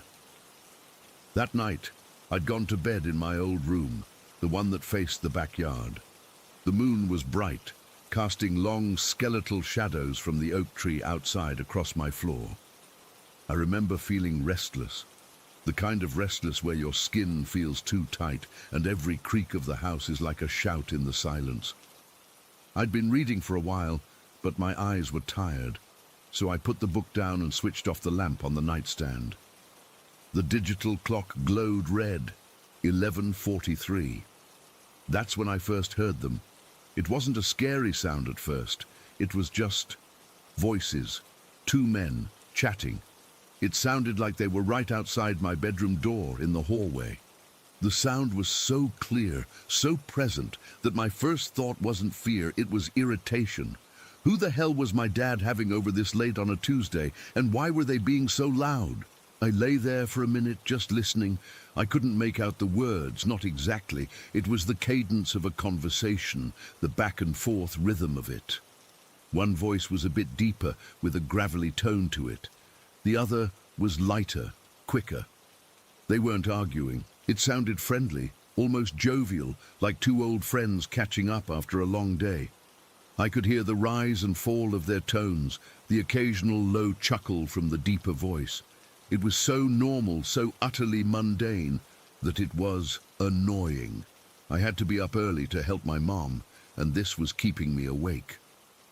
After a few minutes of this, the irritation won out over my desire to just bury my head under the pillow. I swung my legs out of bed. The wooden floor was cold under my bare feet. I remember the specific feel of the grain against my skin, a sensation I knew from 1,000 childhood mornings. I crept to my door, the old brass doorknob cool in my hand. I paused, my ear almost pressed against the wood. The voices were still there, clear as day. They seemed to be right there, just on the other side. I took a breath and pulled the door open. The hallway was empty. The nightlight from the bathroom at the far end cast a weak yellowish glow on the worn runner carpet. Nothing, no one. The voices had stopped the instant the door latch clicked. The silence was immediate and absolute. A heavy blanket dropped over the house. I stood there, my heart starting to thump a little harder now. I leaned out, looking left towards the stairs and right towards my parents' room. Both doors were shut. The house was sleeping. Okay, I thought. Weird. Maybe it was the TV. My dad sometimes fell asleep watching old westerns in the den downstairs. That had to be it. The sound must have traveled up the heating vents or something. It made sense. It had to be that. I closed my door softly and got back into bed. I pulled the covers up to my chin and stared at the ceiling, trying to will myself to sleep. The house was quiet again. Just the normal settling noises an old house makes, a pop from the floorboards as they cooled, the faint hum of the refrigerator from the kitchen below me. I closed my eyes, and then they started again. This time, they weren't in the hallway. They were downstairs. It was unmistakably the same two men. Their conversation had moved. It was fainter now, muffled by the floor. But I could still hear that same cadence, the same gravelly tone and the lighter, quicker responses. It sounded like they were in the living room, right below my bedroom. A cold knot began to tighten in my stomach. This wasn't the TV. The den was on the other side of the house. The living room TV hadn't been turned on in years. My parents were both in their room, and I knew my dad's snoring rhythm, a low, steady rumble I could sometimes hear through the wall. I listened for it now. There it was. He was asleep. My mom was asleep. So who the hell was in our living room? The logical part of my brain was starting to short-circuit. Burglars? But what kind of burglars stand around in your living room having a friendly, casual chat? And why were they so loud? It made no sense. Fear, the real kind, began to prickle at the back of my neck. It was a physical sensation, a cold sweat breaking out on my skin despite the coolness of the room. I got out of bed again. This time, I moved more slowly, more deliberately. I didn't turn on any lights. I crept out of my room and to the top of the stairs. The staircase in my parents' house is steep and creaks on the 3rd and 7th steps. I knew that from a lifetime of sneaking down for midnight snacks. I stood at the top, peering down into the darkness of the foyer below. The front door was a rectangle of deeper black, the deadbolt clearly engaged, and the voices were still going. They were definitely in the living room. I could hear them more clearly now that I was on the staircase. Still couldn't make out words, but the tone was clear. It was a meandering, relaxed conversation. I heard the deeper voice say something that ended with a questioning lilt, and the other voice responded with a short burst of sound that could have been a laugh. It was so normal, so chillingly normal. My mouth was dry. I gripped the wooden banister, its varnish smooth and familiar under my hand. I had to go down there. I had to see. I couldn't just go back to bed and listen to two strange men talk in my parents' empty living room. I took the stairs one at a time, avoiding the 3rd and 7th steps by muscle memory. The air was cooler downstairs. I remember the specific feel of the transition from the carpet on the stairs to the cold hardwood of the foyer. My toes curled against the floor. The living room archway was to my left, a dark opening. The voices were right there. They sounded like they were standing by the big picture window, the one that looked out onto the front lawn. I could almost picture them, two silhouettes against the moonlit window, hands in their pockets, just shooting the breeze. I reached around the corner, my hand fumbling on the wall for the light switch. I found the familiar plastic plate and flipped it up. The overhead light, an old brass fixture with glass shades, flickered on, flooding the room with a harsh yellow light. The room was empty. The two floral-patterned armchairs were exactly where they always were. The sofa was undisturbed. The magazines were neatly stacked on the coffee table.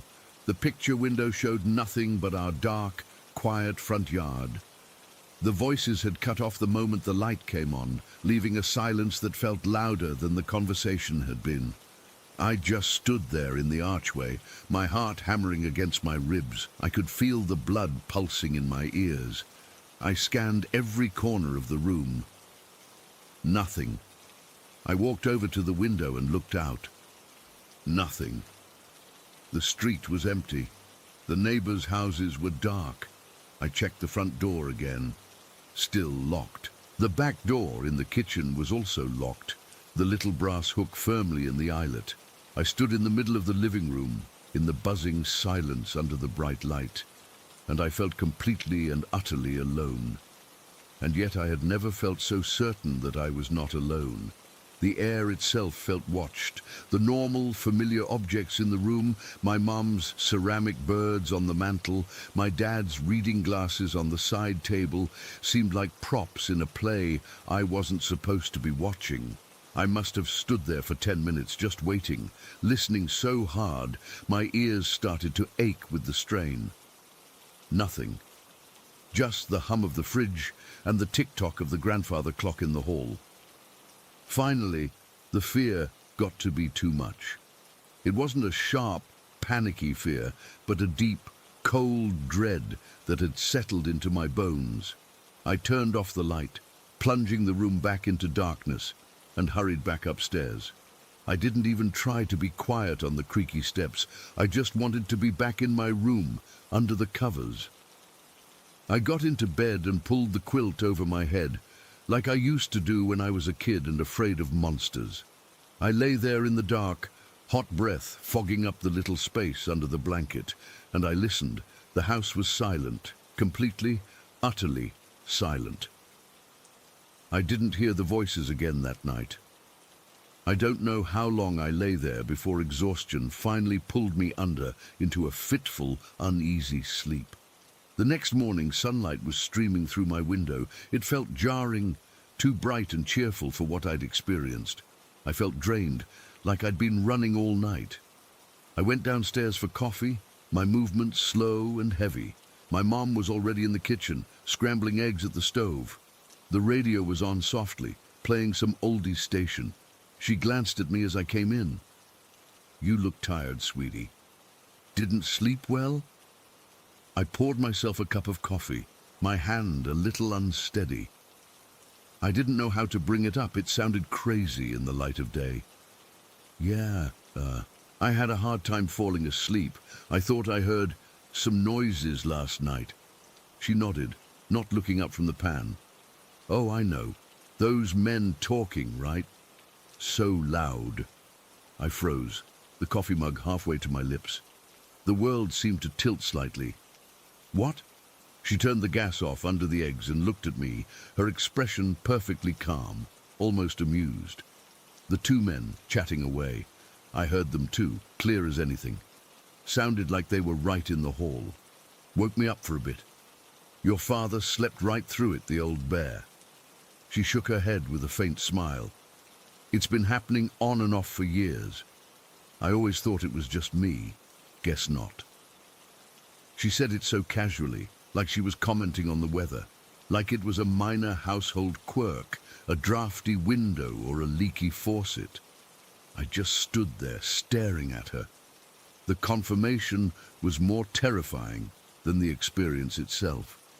The fear I'd felt last night, the cold dread, the certainty that I was hearing something I shouldn't be hearing, it was all real, and it had a history. It wasn't a one-time glitch in the matrix. It was a feature of the house. This thing, this unseen presence of two chatting men, was something that shared our space. It was a part of the home's fabric, as much as the smell of wood and tobacco. My mom went back to dishing the eggs onto plates, completely unbothered. For her, it was a validation, proof she wasn't losing her mind. For me, in that moment, standing in the sunny, warm kitchen with the smell of coffee and eggs, the world felt fundamentally different. The floor beneath my feet felt less solid. The air felt thinner. It wasn't scary in a jump-scare way. It was eerie. It was the deep, unsettling knowledge that the world is not as simple as it seems, that the walls of your childhood home are not just walls, that silence is not always empty. It was knowing, with a cold certainty that sits in my gut to this day, that something unseen was, and maybe still is, just sharing the space. And sometimes, on a quiet Tuesday night, you can hear them catching up. I never heard them again after that night, but I didn't need to. Knowing was enough. It was more than enough. Story 10. They were up in North Uberland, just a random weekend trip. My dad loved getting out of the city, and my mum always went along with it, even though she preferred a comfortable hotel to a tent. This time, they weren't even camping overnight. It was just a day hike. They had this old paper map, the kind that folds out 1,000,000 times and never quite folds back right. No GPS, none of that. Just this creased piece of paper with faded lines marking the trails. The forest there was different. That's the word they both used, different. It wasn't just quiet, it was a dead quiet. My mum said it was the first thing she noticed when they got out of the car. You know how, in a normal forest, even on a still day, there's something, a rustle of leaves, a bird call in the distance, the buzz of insects. There was nothing, absolutely nothing. It was a bright, sunny day, but the light that came through the trees felt thin and cold, like it was being filtered through dirty glass. My dad, he's a pragmatic guy, an engineer. He just shrugged it off. said it was probably the time of day or the particular patch of woods. They started walking this old trail. It wasn't well maintained. The path was narrow, covered in a thick carpet of brown pine needles that swallowed the sound of their footsteps. It felt like they were the only two people in the entire world.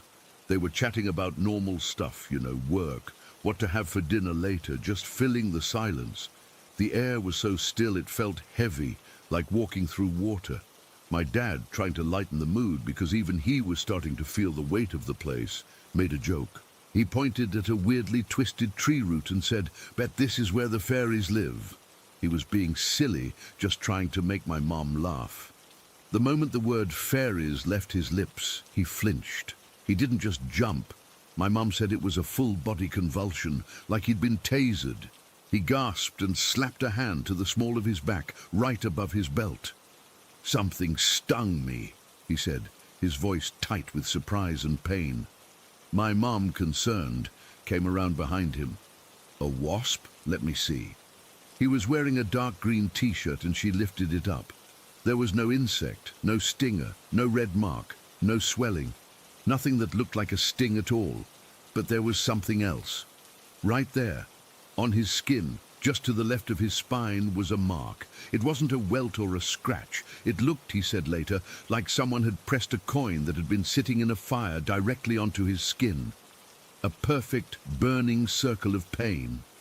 But inside that circle, something was happening. It wasn't a rash, it was writing. My mom stared, her brain refusing to process what she was seeing.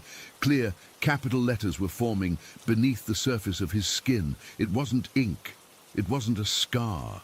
It looked like it was glowing from within, a dull, sickly phosphorescence, the color of an old bruise. The letters were sharp and blocky, like they'd been stamped there by a machine. They spelled out a single word, "Y." And the Y, it had a diagonal line through it, like this. Y, a slash, clean through the middle of the letter. My dad is twisting, trying to see what she's looking at, his face a mask of confusion from the burning sensation. "What is it? Is it a rash?" My mom couldn't speak. She just pointed a shaky finger at his back. He managed to contort himself enough to catch a glimpse in the small camping mirror he had in his bag. When he saw it, he froze. The joking demeanor from seconds ago was completely gone. The color drained from his face. This is the part that always gets me. They didn't scream. They didn't run. They were just stunned, completely and utterly bewildered. My parents are not superstitious people. They don't believe in ghosts or aliens or any of that. They believe in concrete, measurable things. And here was something completely unmeasurable happening right on my dad's body. He kept saying, "It feels hot, like a brand." And he'd reach back to touch it, but his fingers would hover just above the skin, afraid to make contact. My mom just kept staring, her mind racing through every rational explanation. A chemical on a plant he'd brushed against. An allergic reaction, but an allergic reaction that spells a word with a specifically slashed letter. The forest around them was still utterly silent. That oppressive dead silence felt even heavier now, like it was pressing in on them, watching them. The joke about the fairies hung in the air, feeling less and less like a joke and more like a trigger. My mum told me later she felt a deep primal fear then, not of the writing itself, but of the intelligence behind it. Something had asked a question. Something had not only heard my dad, but had responded. And it had responded by burning a question into his skin. They stood there for what felt like an hour, but was probably only a few minutes, just staring at the word on his back. The burning sensation, my dad said, started to fade after a little while, turning into more of a dull, warm throb. But the writing remained, stark and impossible against his pale skin. Finally, my mum whispered, "We need to go. Now." They didn't speak on the way back. They just walked, faster and faster, their earlier casual pace forgotten. My mom kept glancing behind them, not sure what she expected to see. There was never anything there, just the silent, watching trees. The path that had felt peaceful on the way in now felt like a tunnel they needed to escape. Every shadow seemed deeper, every twisted branch looked like a claw.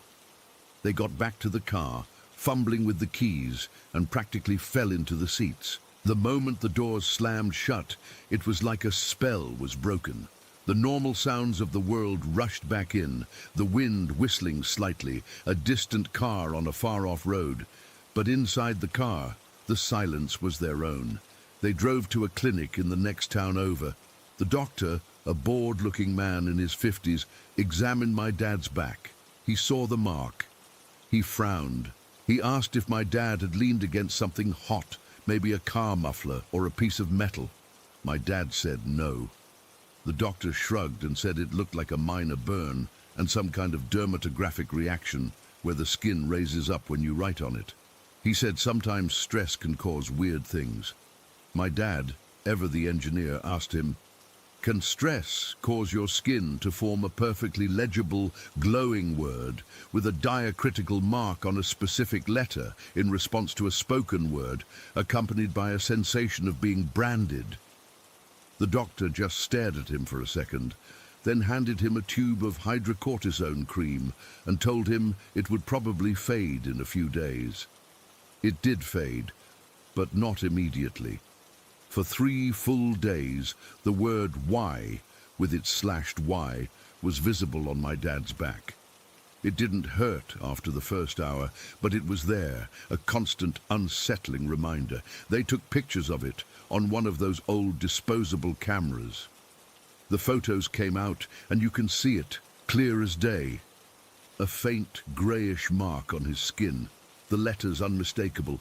It's one of the creepiest things I've ever seen. After 3 days, the letters started to blur. They didn't scab or peel, they just dissolved, like ink spreading on wet paper.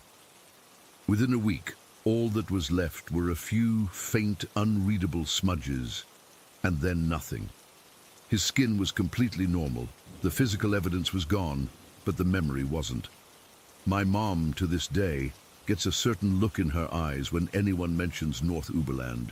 She never felt the same about forests. She said the terror wasn't in the moment of the burn, or even in seeing the writing. The real terror settled in afterwards. The slow, dawning realization that there are things in this world that don't follow the rules, that something in a silent, empty wood had been listening, and it had asked a question they could never answer. They never found out why.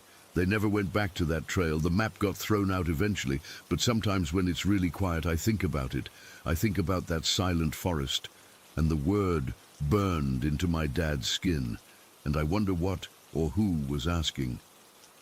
Story 11. I've never been the type to believe in ghosts or anything like that.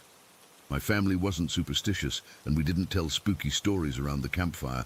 Our house was just a house, a normal split level in a quiet neighborhood where nothing ever happened. But the basement was different. I need to talk about the basement. It wasn't a finished basement, not one of those cozy rec rooms with a pool table and a big TV. Ours was pure utility, concrete floor, cinder block walls painted a sickly, pale yellow that always looked dirty no matter how much my mom cleaned. It smelled like damp concrete and laundry detergent, a smell that gets stuck in the back of your throat. The only light came from a single bare bulb hanging from a wire in the center of the main room, and it cast these long, jumping shadows that made the whole place feel like it was moving. The worst part was the layout. When you came down the stairs, you were in this big open area with the washer and dryer and my dad's old workbench. But to the left there was a short hallway. At the end of that hallway was the bathroom, just a toilet and a sink. And right next to the bathroom door was this weird half wall that sectioned off a little nook.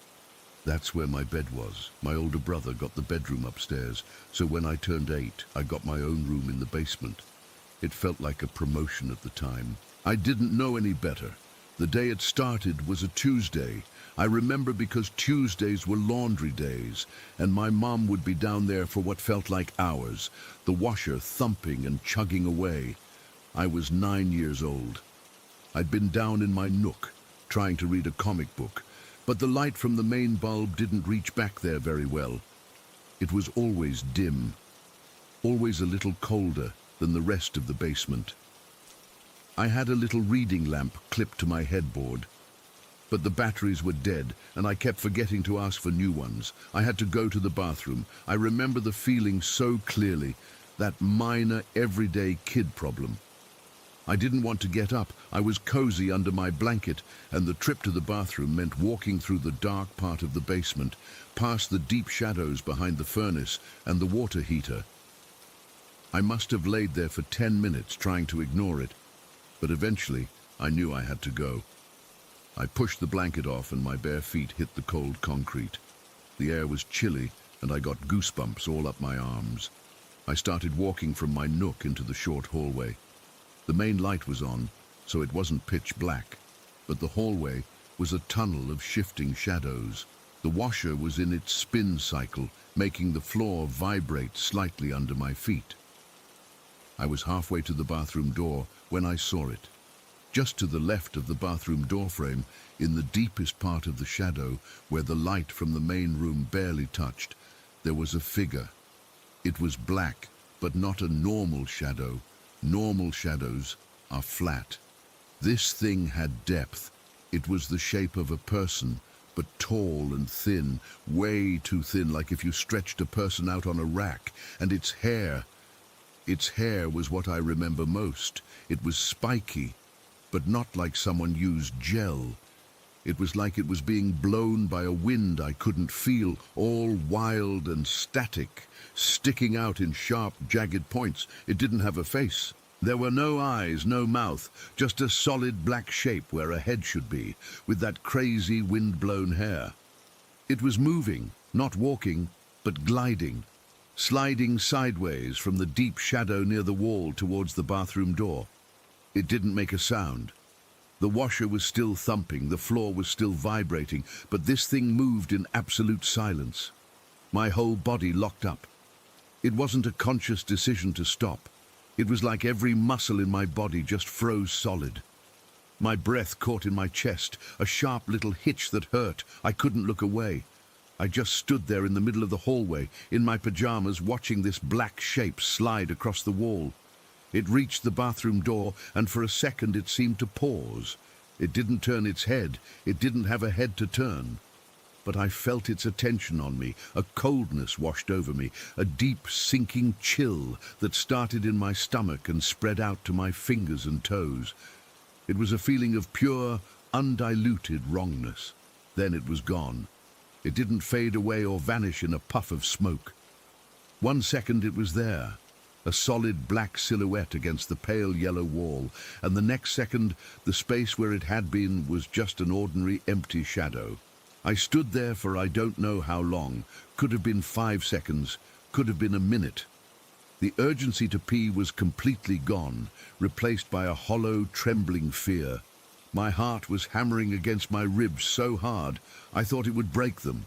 I finally managed to turn my head, my neck cracking with the stiffness, and I looked back towards the stairs. The light from upstairs seemed a million miles away. I ran. I didn't look at the bathroom door again. I just ran, my bare feet slapping on the cold concrete, and I flew up the stairs 2 at a time, bursting into the bright, warm kitchen where my mom was making dinner. I was gasping for air. My face must have been white as a sheet. My mom turned around, a wooden spoon in her hand. "What's wrong with you?"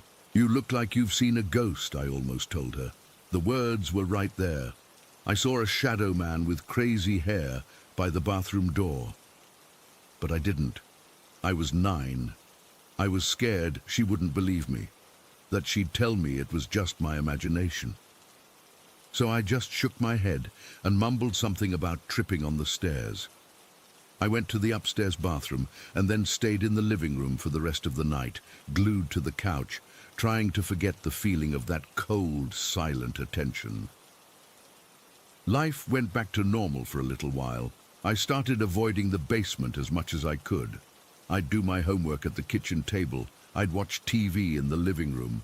I made excuses to not go down there, especially after dark. But I still had to sleep down there. Every night going down those stairs to my bed felt like a descent into some other world. I'd turn on the main light, then my little reading lamp with its fresh batteries, and I'd pull the covers over my head and try to fall asleep before the light from the main room automatically switched off. The second time was worse. It was a few months later, maybe closer to a year. I was in my bed, in the nook behind the half wall. The half wall was about chest high on an adult, so when I was lying down, it blocked my view of the main part of the basement. I could only see the ceiling and the top of the stairs from my bed. It made me feel hidden, but it also meant I couldn't see what was in the room with me. I was trying to sleep. It was a hot summer night and the basement was cooler, but I had this weird, restless feeling. The house was quiet. My parents and brother were asleep upstairs. The only sound was the low, occasional hum of the refrigerator from the kitchen directly above me. I was lying on my side, facing the room, my eyes just barely open, staring at the pattern the shadows from my reading lamp made on the cinder block wall, and then I saw movement. It was on the other side of the half wall. A dark shape, just the top of it visible over the ledge, a silhouette. It was a head and shoulders, and it moved with a quick, jerky motion. It ducked down, like someone was hiding behind the half wall, right next to my bed, and they had just peeked over the top to look at me and then ducked back down so I wouldn't see them. My blood went cold. This wasn't like the first time, where the thing was across the room. This was right here, right next to me. The air in my little nook suddenly felt thick and heavy, hard to breathe. I was paralyzed again, that same full-body lock.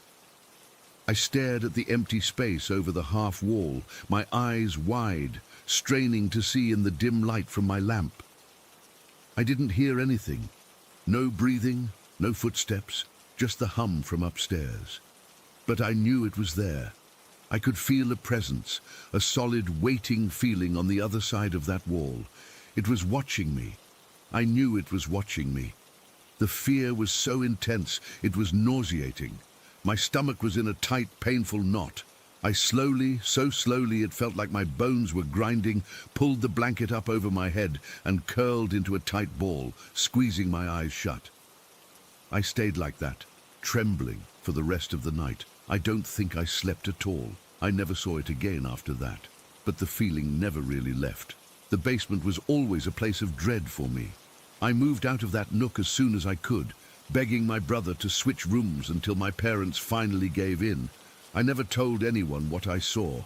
I buried it, told myself it was a nightmare, a trick of the light, a kid's overactive imagination.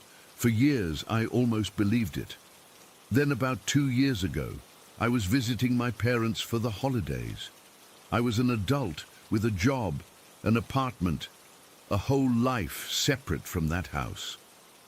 We were all sitting around the dinner table, a little wine in us, and we started talking about the old house, telling funny stories. I don't know what made me do it, but I decided to say it. I tried to make it sound like a joke. "Hey, Mom, remember that basement? I used to think I saw things down there sometimes, like a shadow or something." I laughed a little when I said it, but my mom stopped smiling. She got very quiet and looked down at her plate. The mood at the table shifted. "What kind of shadow?" she asked, her voice low and serious. I shrugged, the joke feeling hollow now. "I don't know, just a dark shape. One time I saw one by the bathroom door. It had weird hair, like it was windy." My mom looked up at me then, and her eyes were wide. She looked pale. She reached across the table and put her hand on mine. Her hand was cold. "I saw it too," she said. The room went silent. "You what?" my dad said, but she kept her eyes on me. "I saw it. The same thing. By the bathroom door, a tall, thin shadow with hair that looked like it was blowing in the wind." She took a shaky breath. "I saw it more than once. I never said anything because I didn't want to scare you. I thought if I acted normal, you'd never notice and it would just go away." She admitted it. Just like that, my own mother, the most sensible, no-nonsense person I know, confirmed it. She saw the exact same thing. She'd been living with that knowledge, keeping it a secret to protect me for all those years. We never talked about it again after that night. But that conversation changed everything for me. It meant it wasn't my imagination. It wasn't a nightmare. It was real. There was something in that basement with us, something that didn't belong. I don't know what it was. I don't have a name for it. Shadow person, ghost, entity. The words don't matter. What matters is the feeling, the cold, the silence, the way it moved, and the way it looked at me without having any eyes. The confirmation from my mom didn't make the fear go away. It just made it solid, permanent. It validated the deepest, most primal terror of my childhood. To this day, I can't go into a basement alone. I get that same hollow feeling in my stomach, the same chill on my skin. And sometimes, when I'm lying in bed in the dark, I'll get this irrational, heart-pounding fear that if I look over at the doorway, I'll see a tall, thin silhouette with spiky, wind-blown hair just standing there, watching me, and I'll pull the covers over my head and pray for morning, just like I did when I was 9 years old. I still don't know what it wanted. I don't know why it was there, and I guess I never will. Story 12. This all started on a Tuesday morning. I remember because Tuesday was the day my first class didn't start until 11, so I could take the dogs for a longer walk. It was one of those late summer mornings that was already hot and sticky by 7 a.m. I was in my usual uniform, old leggings, a faded t-shirt, hair in a messy bun, probably looking half dead.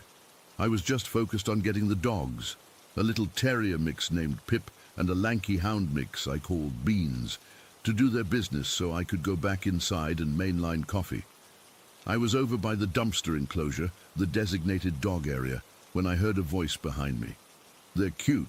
What are their names? I turned around and there was this guy. He looked to be in his mid-30s, maybe a few years older. He was wearing a dark blue polo shirt with the apartment complex's logo embroidered on the chest and a set of keys clipped to his belt. He had that kind of look, like he spent a lot of time outdoors, but not in a healthy way. A little weathered with lines around his eyes. His smile seemed friendly enough. "Oh, this is Pip and Beans," I said, giving the leashes a little tug. "I'm not great with strangers, especially first thing in the morning." He crouched down, and before I could say anything, he reached out and scooped Pip right up. My whole body went stiff. It was so sudden. Pip is a nervous dog, and she immediately started wriggling, a low growl rumbling in her chest. "Hey, she's a little shy with new people," I said, my voice tighter than I meant it to be. He just chuckled, holding her up like she was a prize. "Ah, she's fine. I'm good with animals. I'm Jason, by the way. I do maintenance around here." He finally handed Pip back to me, and I clutched her a little too close. His hands were rough, calloused. He stood up, and his eyes swept over me, not in a flirty way, but in an assessing way. It was quick, but I caught it.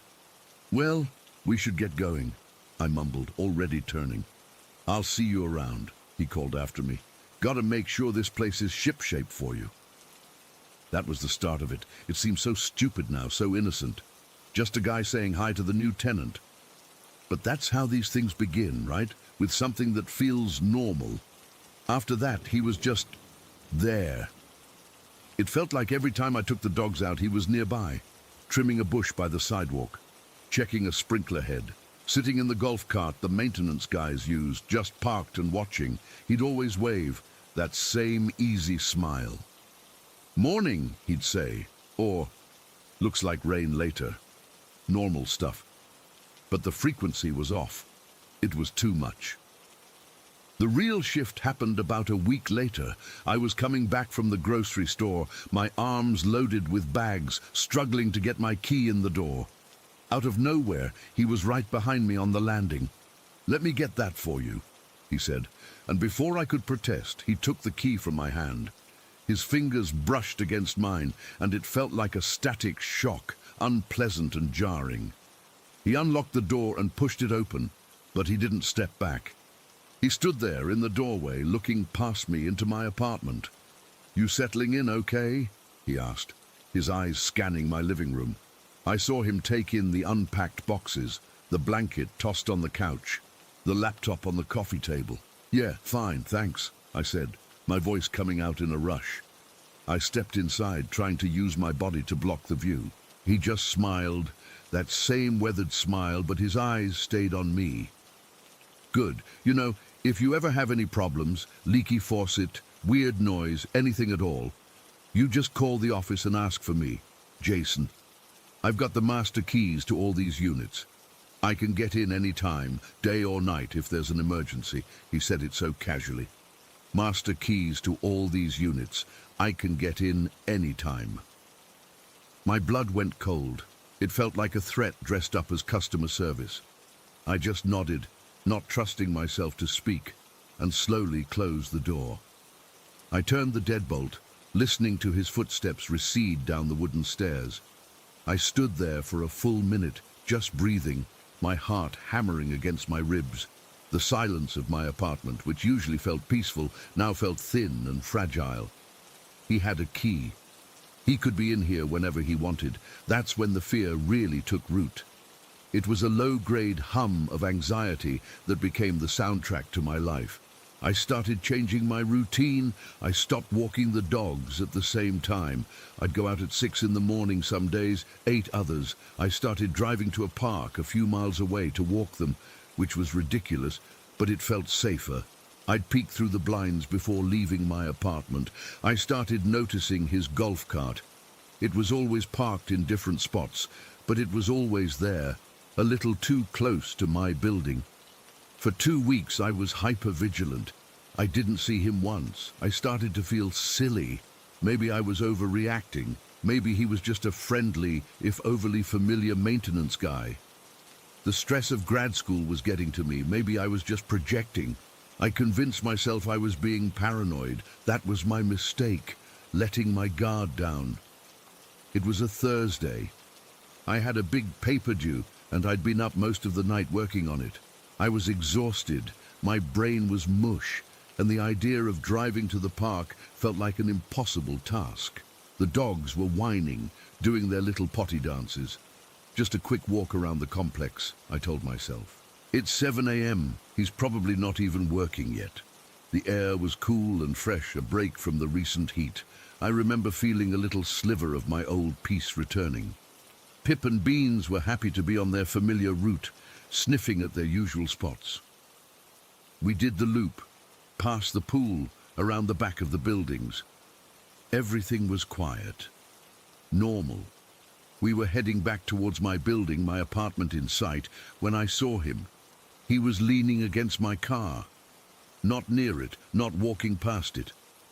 He was leaning against the driver's side door, his arms crossed, just waiting. He wasn't in his work uniform. He was wearing a grey sweatshirt and running shorts, like he was just out for a jog. My feet stopped moving. The dogs, sensing my tension, stopped too, their tails going still. The short, quick walk I'd planned was over. This was something else. "There you are," he said. His voice was different. It wasn't the friendly customer service tone. It was flatter, more familiar, in a way that made my skin crawl. "Haven't seen you around much." "I've been busy," I said. My voice was a thin, reedy thing.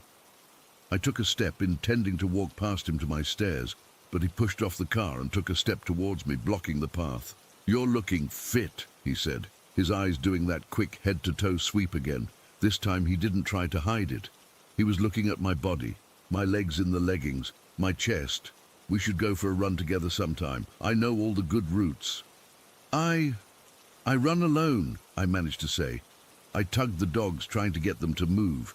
But Beans had decided this was a great time to sit down.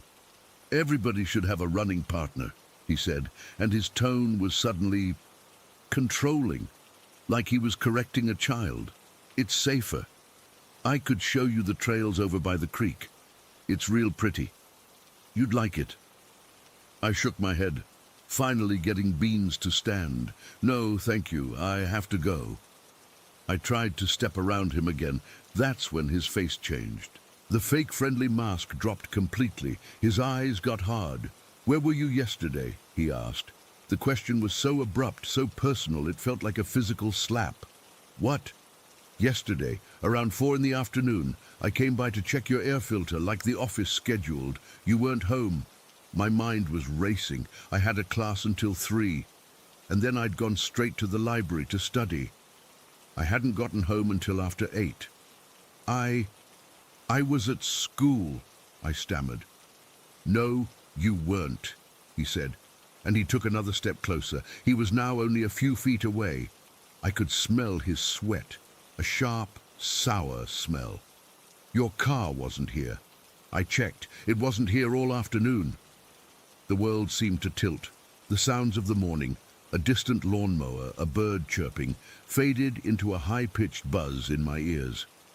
He checked. He wasn't just happening to see me. He had specifically come looking for my car. He had noted its absence. He had been keeping track. A wave of nausea rolled through me so violently I thought I might be sick right there on the asphalt. My mouth went dry. This wasn't just a creepy guy making comments. This was surveillance. He was monitoring my comings and goings. He knew my schedule better than I did. He had the keys to my home, and he was watching my car to see when I was away. The terror was absolute. It was a cold, heavy weight in my stomach, spreading through my limbs, making them feel numb and clumsy. I couldn't speak. I couldn't move. I just stood there, trapped in his gaze, seeing the quiet satisfaction in his eyes. He liked that he knew this. He liked that I was scared. You shouldn't lie to me, he said softly, almost a whisper. I'm just trying to look out for you. That broke the spell. A primal instinct took over. I yanked on the dog's leashes so hard Pip yelped, and I practically ran towards my staircase, not looking back. My hands were shaking so badly I could barely get the key in the lock. I stumbled inside, slammed the door, and threw every lock, the deadbolt, the chain, the little flip lock on the knob. I slid down to the floor, my back against the door, my breath coming in ragged, painful gasps. I could hear my heart pounding in my ears, a frantic, terrified drumbeat. He knew when I was gone. He had keys. The logic of it was inescapable and horrifying. He could be in here whenever he wanted. He could be in here right now. My eyes darted around the living room, scanning for anything out of place. Was that blanket folded differently? Was that book on a slightly different angle on the shelf? I didn't know. I couldn't remember. The familiar space of my apartment had become a haunted house, every shadow a potential hiding spot. I called the leasing office from the floor, my voice trembling as I told them what happened. They were polite, concerned. They said they'd talk to him. They said it was probably just a misunderstanding, that Jason was a good employee. They offered to move me to a different unit, but it would cost me a transfer fee, a new deposit. I was a grad student. I didn't have that kind of money. I was trapped.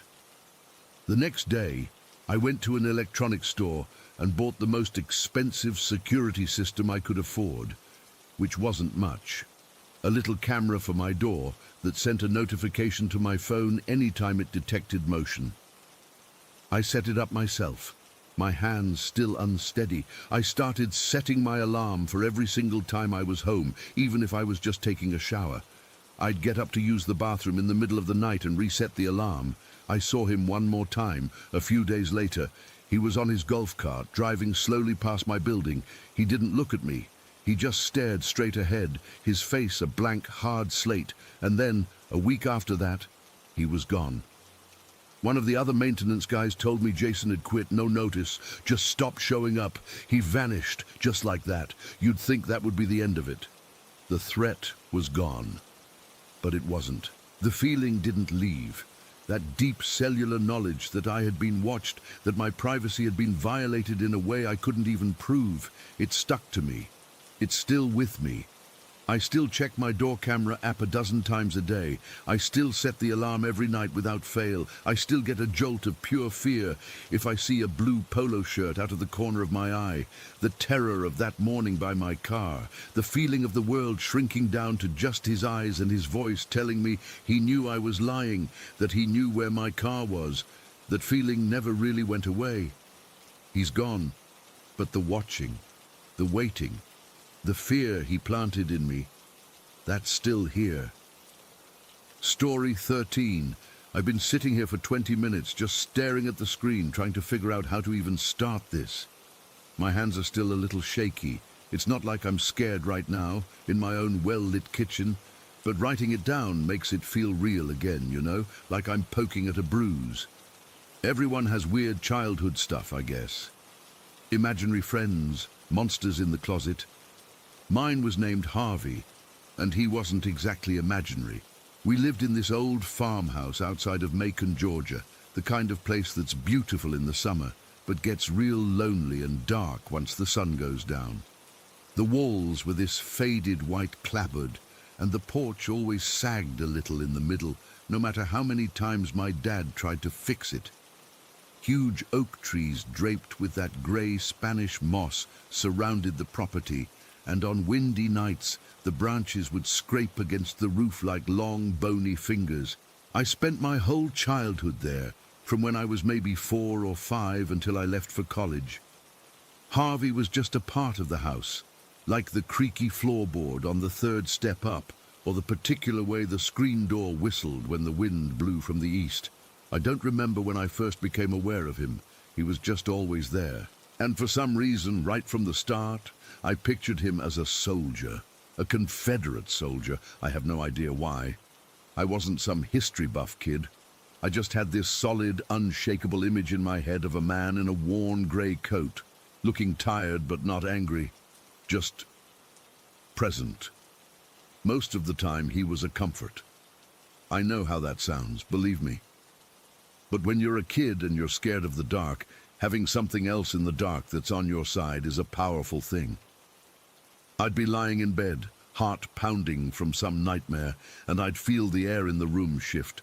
It wasn't a cold spot, not like in the movies. It was more like a settling, a feeling of weight, of someone standing guard at the foot of my bed, and the fear would just drain away. I'd whisper, "Good night, Harvey," and I'd fall asleep feeling safer than any nightlight could ever make me feel. He had his quirks, though, things that, looking back, should have been terrifying. But as a kid, you just accept them. The first one was the doors. Our house was full of old doors that never stayed shut unless they were latched. But Harvey liked them closed. If I left my bedroom door open, I'd hear it. A few minutes later, a soft but firm click as it swung shut. Not a slam, never violent, just a definitive closing. My mom would leave the kitchen cupboard doors open after putting away groceries, and one by one, we'd hear them click shut from the other room. We never saw it happen. It was always just out of the corner of your eye, the movement, and then the sound. We got so used to it, we'd just say, "Harvey's tidying up." The other thing, the big thing, was the scissors. It started small. My mum would be sewing. She'd put her fabric scissors down on the coffee table, turn around to get a spool of thread, and they'd be gone. We'd tear the living room apart, cushions off the couch, looking under chairs, nothing. We'd blame each other. My dad would get frustrated, and then a day or two later, the scissors would be somewhere bizarre. On a high shelf in the pantry, behind the cans of soup, tucked into the linen closet between the folded sheets. Once my mom found her good sewing shears tucked into my winter boot at the back of my closet in the middle of July. We thought we were just a forgetful family, but it kept happening. Not just sewing scissors, kitchen shears, nail scissors, the cheap little safety scissors from my art box. Any pair of scissors in the house would eventually vanish. We'd have to buy new ones, and then those would disappear too. It became a running joke, but a nervous one. "Harvey's collecting his dues again," my dad would say. But his laugh was a little thin. The day it all came to a head, the day I really understood that Harvey was more than just a feeling, was a Saturday. I must have been about 11 years old.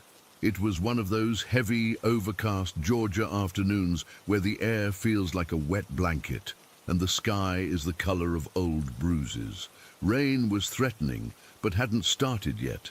My mum was in a real state because she had a big church committee meeting that evening, and her glasses had broken.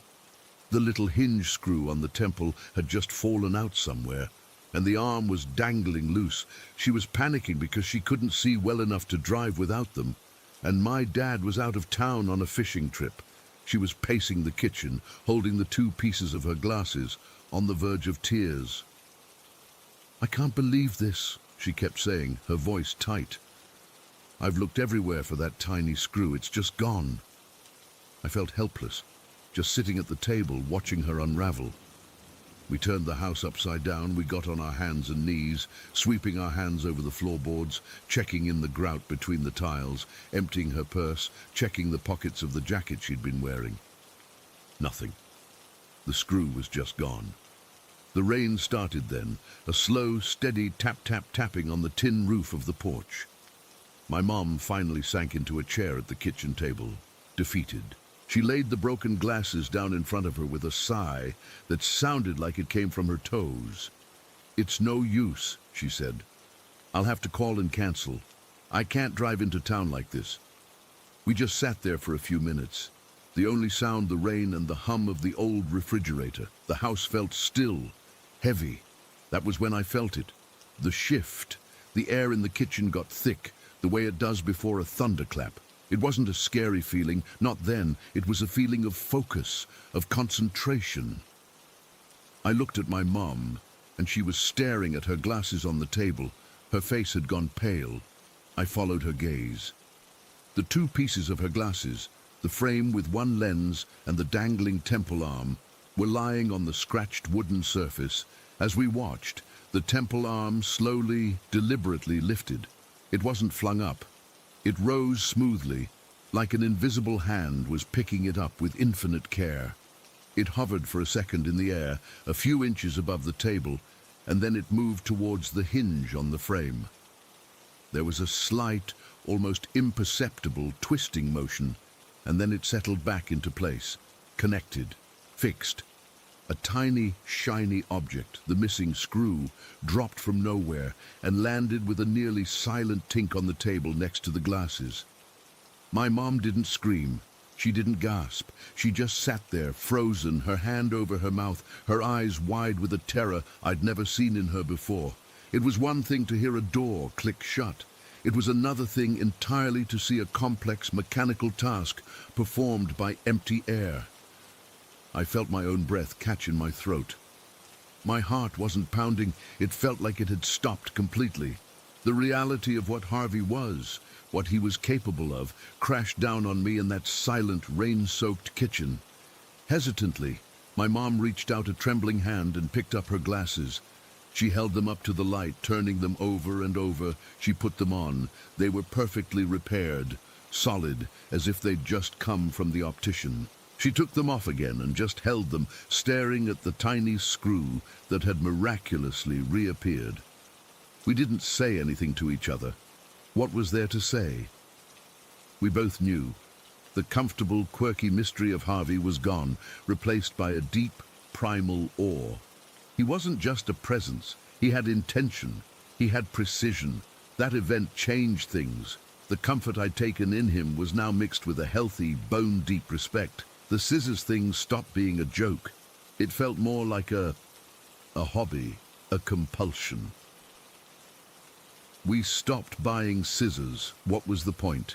We had 1 pair of kitchen shears we kept chained to a drawer handle with a little combination lock, and that was the only pair that ever stayed put. A few weeks after the glasses incident, my dad finally decided to clean out the crawl space. It was a nasty job, and he enlisted my help. The entrance was in the back of my closet, a small square door that always gave me the creeps. The air that rushed out when we pulled it open was cold and smelled of damp earth and decay. My dad went in first with a flashlight, and I followed, my stomach in knots. The beam of the flashlight swept over dirt, old brick piers and cobwebs thick as yarn, and then the light caught something, a glint, then another and another, tucked into the spaces between the bricks laid neatly on the dirt, stacked in little piles, were scissors. Dozens of them, maybe more than 40 pairs. Every pair that had ever gone missing from our house was there.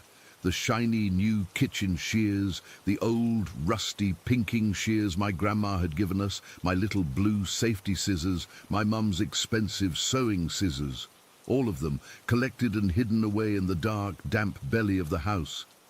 It was his hoard, his treasure. Seeing them all there, in that secret dark place, felt more invasive than anything else. More than the closed doors, more than the fixed glasses, this was a physical manifestation of his presence, a collection he had curated from our lives. My dad didn't say a word. He just shone the light over the piles for a long minute, his face unreadable in the gloom. Then he backed out of the crawl space, and we closed the door. We never talked about it. We never went back down there. Life went on.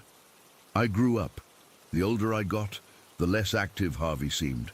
By the time I was in high school, the doors stayed open if you left them open. The feeling of someone in my room at night faded. It was like he was slowly receding, a tide pulling back from the shore. When I left for college, the house felt empty, just a house. I got married a few years after I graduated. My husband, he's a great guy, a practical engineer from Atlanta who believes in what he can see and measure. I tried to tell him about Harvey once, early on, and he just smiled and patted my hand like I was telling him a cute story about a childhood pet. I never brought it up again. We moved into a brand new apartment in the city. Drywall, central air, no history. The first few nights, I lay awake listening to the hum of the traffic instead of the crickets, and the silence felt wrong. Not scary, just empty. I realized I missed him.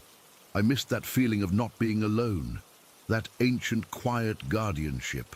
I wondered if he was still in the old house, or if he'd just faded away when I didn't need him anymore. That was years ago. Life moved forward. We bought a house, had a kid. The memories of Harvey became just that. Memories. Strange stories to tell myself sometimes, feeling more and more like a dream. Then, last Tuesday happened. It was my son's 5th birthday. He'd gotten a whole arts and crafts set from his grandparents, and it included a pair of small, blunt-tipped safety scissors. He was so proud of them, carrying them around the house, showing them to the dog, pretending to cut everything. That evening, after the cake and the chaos, I was tidying up the living room. I gathered up all the wrapping paper and new toys, and I saw the scissors lying on the rug near the fireplace. I picked them up. They were just cheap plastic, red and blue. I meant to put them in the art supply box in his room. I walked down the hall, past the kitchen, and into his bedroom. I leaned over to put them in the box on his shelf, and I felt it, a shift in the air, a settling. A feeling of weight I hadn't felt in over 20 years. It was so familiar it stole my breath. It was right behind me. My hand holding the scissors froze halfway to the box. A sensation like a static charge passed over my skin. It wasn't a touch, not exactly. It was a pressure, a gentle, insistent pressure on the scissors in my hand. My fingers went numb for a second, and I let go. The little red and blue scissors didn't fall to the floor. They hung there, in midair, for a single, impossible heartbeat. Then they were gone, not vanished in a puff of smoke, but snatched away, so fast my eyes couldn't even follow the movement. The presence behind me was gone. The air in the room was just air again. I stood there, in my son's quiet, brightly lit bedroom, my empty hand still outstretched, my heart hammering against my ribs so hard I thought I might be sick. I stared at the empty space where the scissors had been.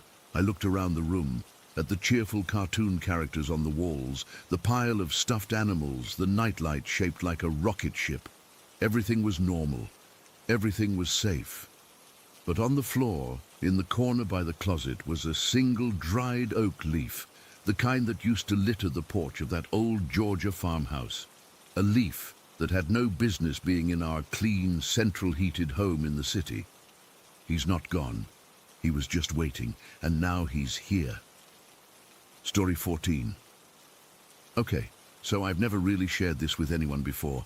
Not in full detail anyway. It's one of those things that sounds crazy when you say it out loud. and honestly, I'm still not sure what to make of it. But it happened, and it's stuck with me for over 20 years now. I guess writing it down might help, or maybe it'll just freak me out all over again. Either way, here goes. It was a cold December night in Portland back in 2001. I remember it was a Tuesday because I'd just finished up a late shift at work and was dragging myself home. The air had that sharp, biting chill that gets right into your bones, and I could see my breath fogging up in little clouds as I walked. I lived in this quiet neighborhood at the time, not too far from downtown, but far enough that the streets were mostly empty after 9 or 10 o'clock. The sidewalks were slick with a thin layer of frost, and the streetlights cast these long, wavering shadows that made everything feel kind of isolated and eerie. I had my hands shoved deep in my pockets, my shoulders hunched against the cold, and I was just focusing on putting one foot in front of the other, thinking about how good it would feel to get inside and warm up. I was walking along this residential street, lined with old houses and big trees whose bare branches looked like skeletons against the dark sky. There wasn't much traffic, just the occasional distant hum of a car or the faint sound of a TV from inside someone's house. Everything was so still and quiet. It was almost peaceful, but in a way that felt heavy, like the calm before a storm. I remember noticing how the moon was partly hidden behind clouds, so the light was dim and uneven, making it hard to see details beyond the pools of orange glow from the streetlights. My boots crunched on the frozen pavement, and I could feel the cold seeping through the soles, making my toes ache. I was tired, really tired, and my mind was wandering, thinking about work, about bills, about nothing in particular, when I first saw it. Up ahead, maybe 50 feet away, there was this pale ribbon of mist hanging over the street. At first I thought it was just fog or maybe exhaust from a car, but it didn't move like fog. It was too defined, too purposeful. It sort of shimmered in the air, catching the light in a way that made it look almost silvery, like a thin veil floating there. I slowed down, squinting, because it didn't make sense. Fog doesn't just hover in one spot like that, not on a cold, still night. My heart started beating a little faster, not from fear yet, but from confusion. I remember feeling a prickling sensation on the back of my neck, like someone was watching me, but when I glanced around, there was no one else on the street, just me and this weird mist. I kept walking, but slower now, my eyes glued to it. The mist began to change shape, thickening and swirling in on itself. It was so gradual that at first I thought I was imagining it, but then it solidified into something that looked like a person. A woman, I think, though it was hard to tell because she was made of light and vapor. She had this ethereal quality, like she was there but not quite solid, shimmering with a silver halo that made her glow softly in the darkness. Her form was faint and translucent, but I could see the outline of long hair and a flowing dress, all composed of that same pale, glowing mist. She was beautiful, in a way that made my breath catch, but also terrifying because it shouldn't have been possible. She smiled at me. I'll never forget that smile. It wasn't menacing or anything, just gentle and kind of sad, like she was acknowledging me from some other place. Then she waved, a slow, graceful motion of her hand that seemed to leave trails of light in the air. My stomach clenched, and I felt a cold sweat break out on my forehead, even though the air was freezing. Part of me wanted to run to get the hell out of there, but another part was mesmerized. It was like when you're a kid and you see something so amazing you can't look away, even if it scares you. I was half terrified, half entranced, rooted to the spot for what felt like ages, but was probably only a few seconds. Then she started to glide ahead, moving smoothly down the street toward another glow, a softer, warmer light that seemed to be coming from between two houses further down. It wasn't a street light. It was different, more like a faint golden haze. Without even thinking, I started following her. My legs felt heavy, like I was wading through water, but I couldn't stop myself. I remember my heart pounding in my chest, so loud I could hear it in my ears, and my hands were trembling. I kept telling myself to turn back, that this was insane, but curiosity had a grip on me. What was she? Where was she going?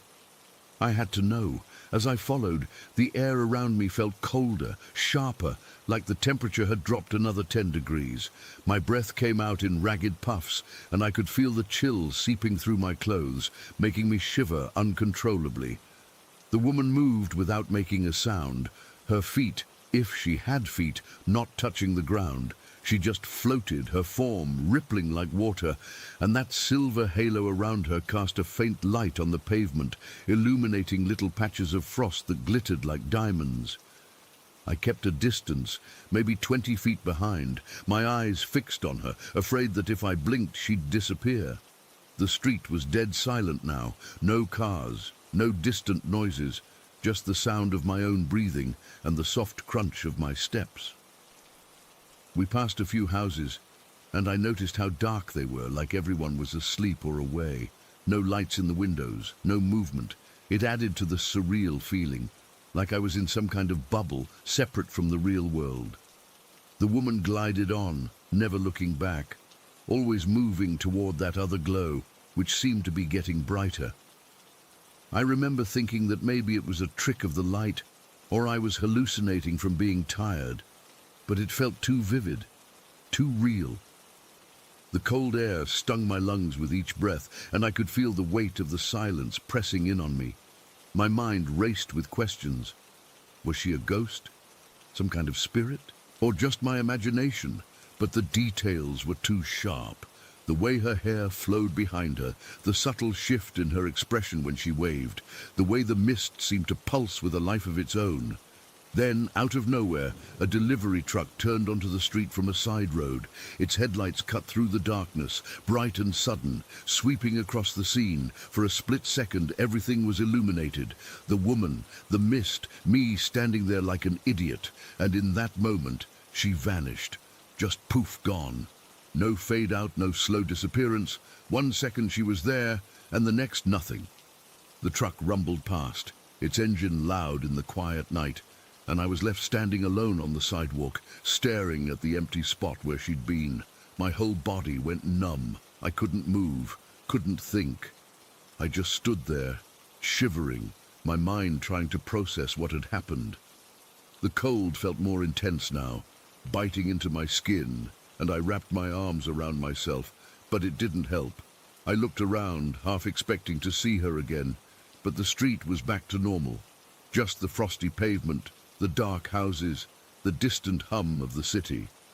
That other glow she was heading toward was gone too, like it had never been there. I started walking again, faster this time, almost running, my heart still hammering in my chest.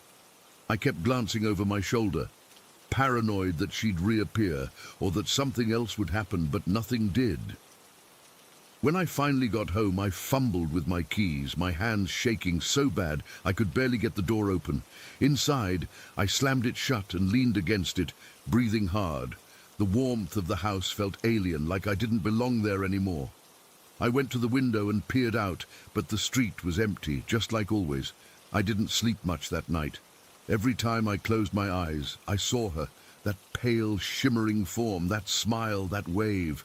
I kept replaying it in my head, over and over, trying to find an explanation, but there wasn't one. It was just this beautiful, unsettling thing that happened. And then it was over. Even now, all these years later, I still think about it. I've never seen anything like it since, and I've walked that same route plenty of times. Sometimes I wonder if I witnessed something moving on, like a soul passing through or whatever, but I don't know. It's one of those mysteries that just stays with you, leaving you with more questions than answers. And every time I feel that cold December chill, I remember that night, and I get this weird mix of fear and wonder, like I touched something beyond understanding for just a moment.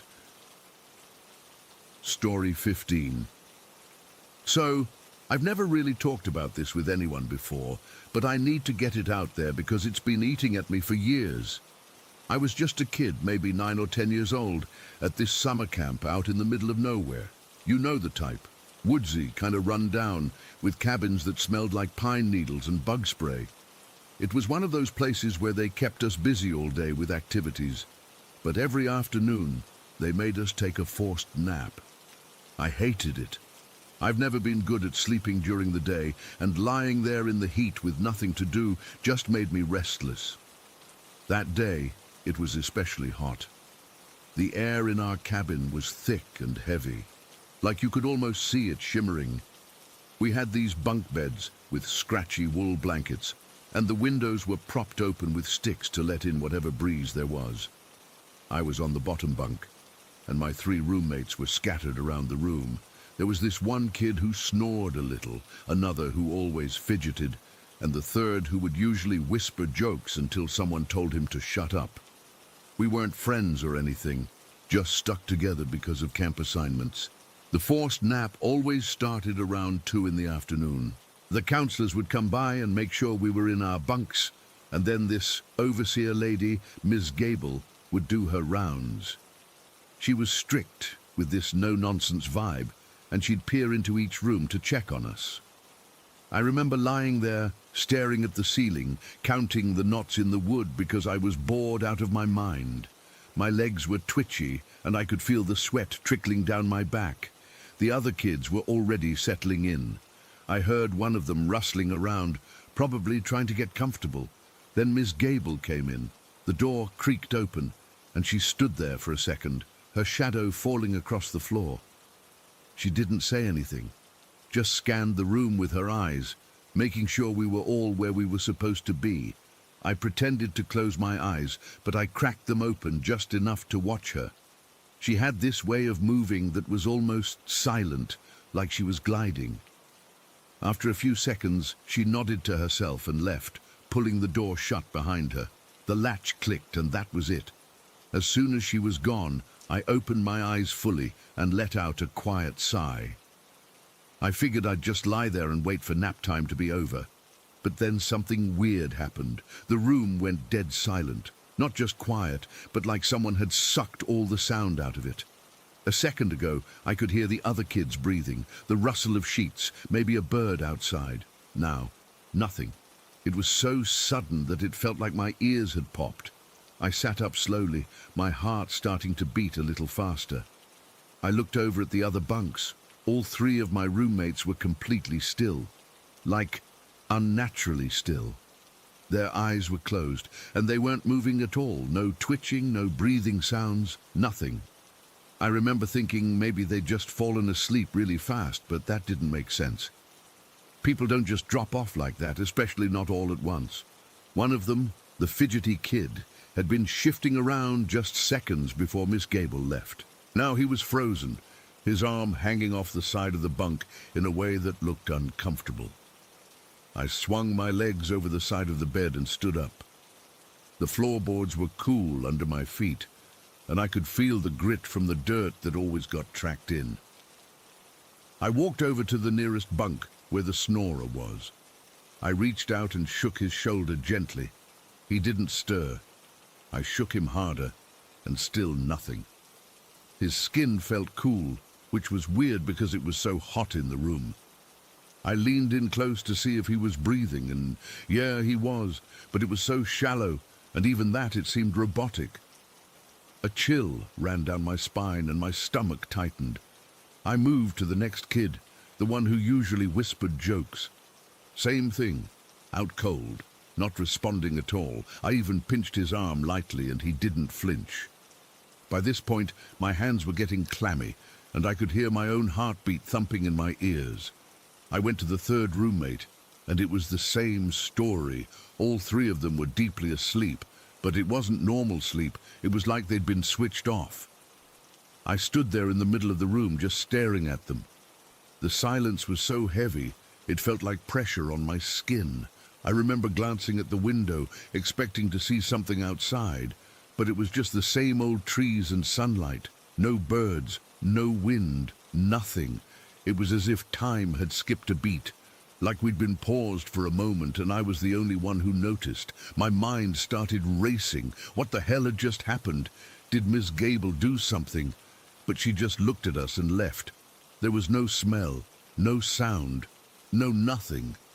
I thought about shouting or running to get help, but I felt frozen myself. What would I even say? Hey, my roommates are asleep. That sounds stupid, but it wasn't just that. It was the way they were asleep, instantaneous and total. I sat back down on my bunk, my legs feeling weak. I kept watching them, waiting for one of them to move or make a noise. Minutes dragged by and nothing changed. The only thing I could hear was the blood pulsing in my head. I started noticing little details that made it even creepier, like one of the kids had a fly land on his face, and he didn't even twitch. Normally, he'd swat it away in his sleep. Another had his mouth slightly open, but no drool or anything, just perfectly still. After what felt like forever, but was probably only 10 or 15 minutes, I heard a noise outside. It was the sound of other kids starting to wake up from their naps, voices drifting from other cabins. Slowly, the normal camp sounds came back, birds chirping, leaves rustling. But in our room, the silence held. Then, all at once, my roommates started to stir. It wasn't gradual, like waking up normally. One minute they were statues, the next they were blinking and stretching like they'd just had a great nap. The snorer yawned loudly, the fidgety kid sat up and rubbed his eyes, and the joker started mumbling something about a dream.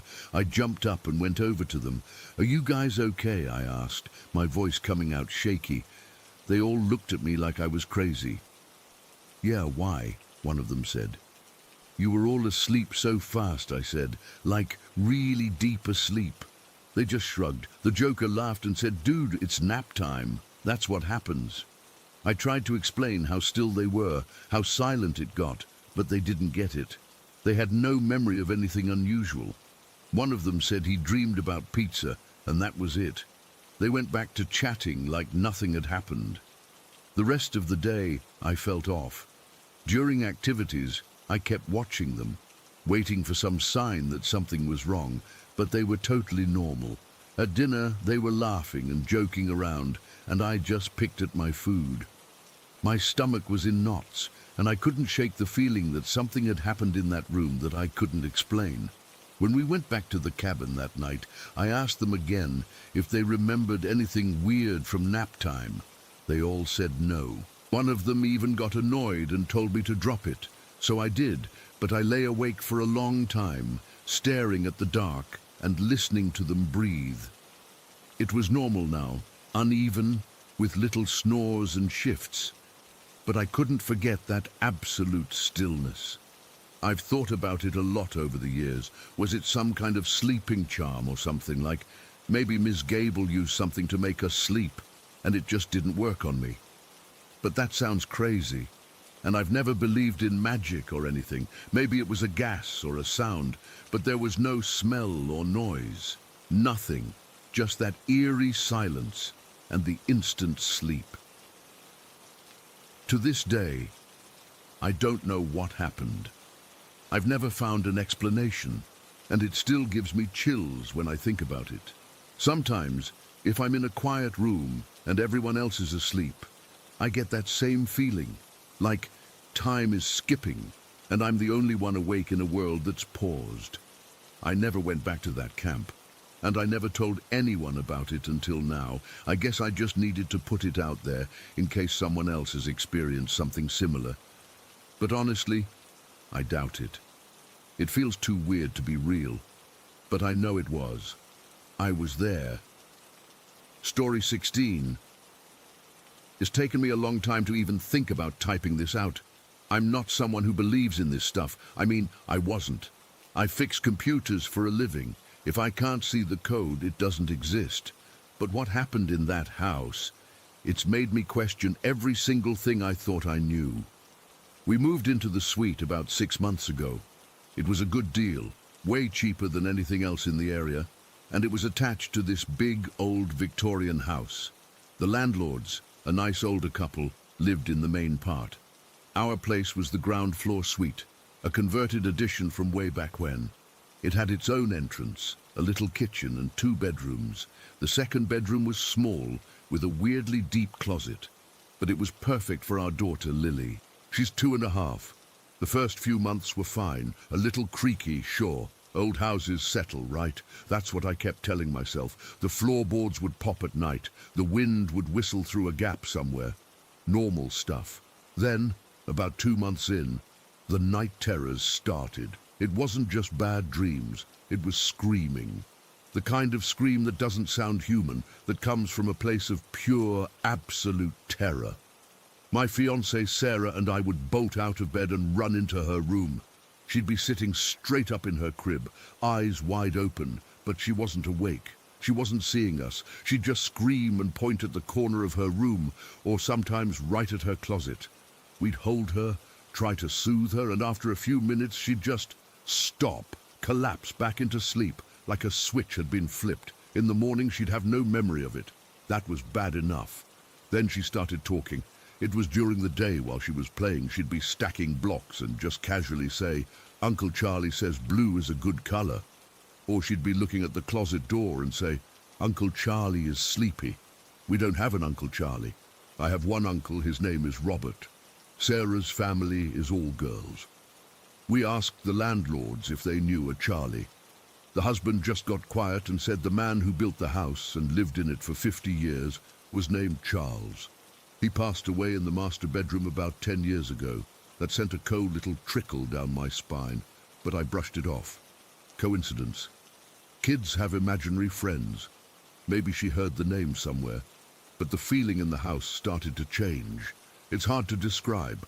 It was like the air got heavier, especially in the evening. I'd be reading to Lily in her room, and I'd get this intense feeling of being watched from that closet. The closet door was one of those old heavy ones with a porcelain knob, and it never quite latched properly. It would sit just ajar, and the darkness inside felt thick. I started closing it all the way before we put her to bed, making sure it clicked. This one night, a Tuesday, was when everything came to a head. It had been a long day. Work was stressful, Lily had been fussy, and we were both exhausted. We put her to bed around 8, and I remember making a point of shutting her closet door, even giving it a little push to make sure it was fully closed. Sarah and I collapsed on the couch with the baby monitor on the coffee table. It was one of those video ones with night vision, so we could see a grainy green and black image of her sleeping in her crib. We were just zoning out, watching some mindless TV, when I saw it. A flash on the monitor. Just a quick bright pulse of light right in the corner of Lily's room, near the closet. It was so fast I thought I'd imagined it. I sat up. "Did you see that?" Sarah paused the TV. "See what?" "A light on the monitor." We both stared at the small screen. Lily was sound asleep, a little lump under her blanket. The room was dark and still. Then it happened again, a brilliant white flash. It wasn't like a camera flash. It was sharper, more contained, like a single intense spark from an electrical short. It illuminated the corner of the room for a split second, and then it was gone. "What the hell is that?" Sarah whispered, her voice tight. My heart was starting to thump against my ribs. "I don't know. A glitch, a reflection." "From what? There's no light in there." She was right. Her room was pitch black. The streetlight outside didn't reach that corner. We kept watching. For a minute, nothing. Then another flash, and another. They were random, sometimes 10 seconds apart, sometimes 30, always in the same spot, near the closet door. I felt a cold sweat break out on the back of my neck. This was wrong. This was a problem I couldn't troubleshoot. I stood up. "I'm going to check it out." "No, don't leave me here watching it," Sarah said, grabbing my arm. Her hand was icy. "We can't just sit here. It's probably nothing. A faulty wire in the wall or something." I was trying to sound confident, but my voice was shaky. I grabbed the heavy metal flashlight we keep by the door. Walking down the short hall to her room felt like walking a mile. The air was cold.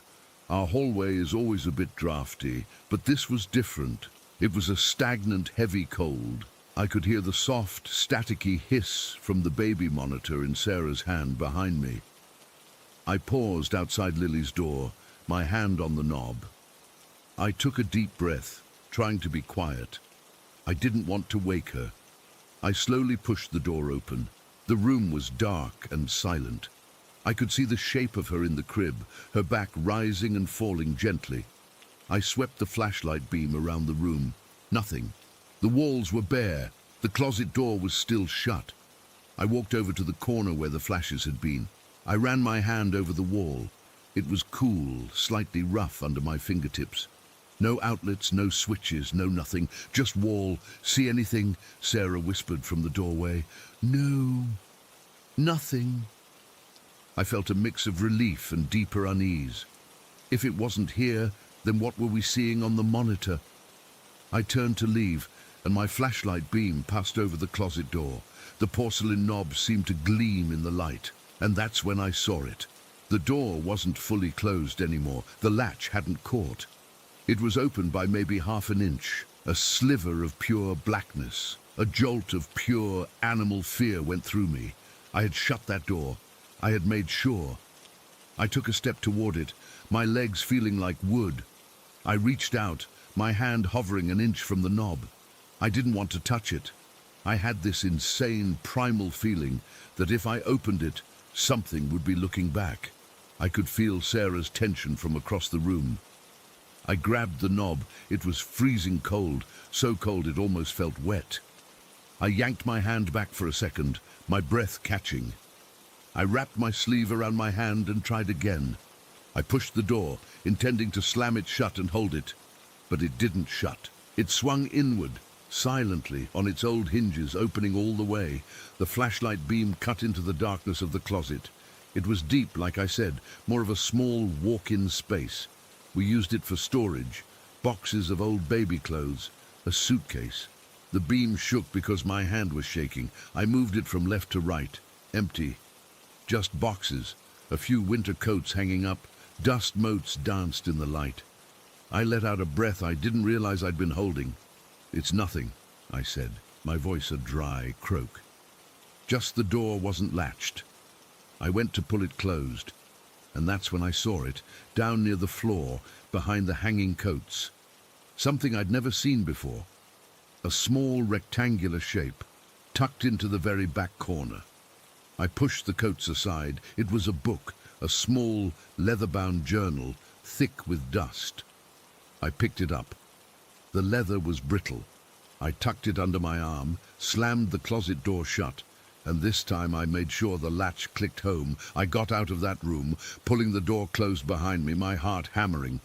Back in the living room under the warm light, it felt a little more like the real world. Sarah was pale. What was that? You found something? I held up the book. This was in the back of the closet. We sat on the couch, the baby monitor between us, its screen still showing Lily's peaceful, sleeping form. The flashes had stopped. The room on the monitor was dark again. I wiped the dust off the journal's cover. There were no words, just faded gold tooling. I opened it carefully. The pages were yellowed, the handwriting a tight, spidery cursive in black ink. The first entry was dated October 3rd, 1967. It was a weather log. Rain today, cold. The next few pages were the same. Mundane details of a life. Fixed the gutter. Margaret made a roast. We skimmed through it. It was the diary of Charles, the man who built the house. He wrote about his wife, his work as a carpenter, the neighborhood changing. It was boring, right up until it wasn't. The entries started to change about halfway through. His wife Margaret had passed away. The writing became messier, more erratic. "The house is too quiet now," one entry said. "I hear her sometimes in the other room, but when I go in there's no one." My skin was crawling. Sarah had her hand over her mouth. We kept reading. The entries got darker. I've started talking to her, in the little room, the one I built for the grandchildren we never had. It feels like she listens. The little room, Lily's room, the room we put our daughter in. "I've been experimenting," another entry said, the words scrawled angrily. "There are ways to make your presence known. Small things, concentrated energy, a flash of light in the darkness. It takes practice. I looked from the page to the baby monitor, then back to Sarah. Her eyes were wide with horror. The flashes. He was writing about the flashes. I flipped to the last few pages. The handwriting was almost illegible, a frantic scribble. It's working. I can feel it. I'm not leaving. This is my house. I will stay in the little room. I will be the uncle they never had. I will watch over them. The final entry was just one sentence, written over and over, filling the entire page until the ink bled through the paper. I am Uncle Charlie. I dropped the book on the coffee table like it was on fire. We just sat there staring at it. The air in our own living room felt thin and toxic. This wasn't a ghost story. This was an instruction manual, a blueprint. This man, Charles, had actively tried to anchor himself here, to this specific part of the house. He had practiced. He had succeeded. The baby monitor hissed. We both looked at it at the same time. Lily was sitting up. She wasn't screaming. She was just sitting there, in the greenish glow of the night vision, staring directly at the camera. Her head was tilted like she was listening to something. Then her little hand came up and she waved, a slow, deliberate wave. And she spoke. Her voice, usually so high and light, was flat, coming tinny through the monitor's speaker. "Daddy, Uncle Charlie says it's time to play." I have never moved so fast in my life. I was out of my seat and down the hall before the words had fully registered. I didn't care about the cold. I didn't care about the fear. I burst into her room. She was still sitting up. She turned her head to look at me as I ran to the crib. Her eyes were her own again, big and sleepy. "Daddy," she mumbled. I snatched her out of the crib, holding her tight against my chest. She felt so small, so warm and real. I was trembling all over. I looked around the room. It was empty. The closet door was still shut. Sarah was right behind me. "Let's go. Now, we're leaving." We didn't pack a bag. We didn't grab anything but our phones, our wallets, and our daughter. We got in the car and drove to a motel 20 minutes away. We sat in that generic beige room with Lily asleep between us on the bed, and we didn't sleep a wink. We broke the lease the next day. We lost the deposit. We didn't care. We never went back for the rest of our stuff. The landlords were understanding, almost like they weren't entirely surprised. It's been 3 weeks. We're staying with Sarah's parents now. Lily's night terrors have stopped. She hasn't mentioned Uncle Charlie once.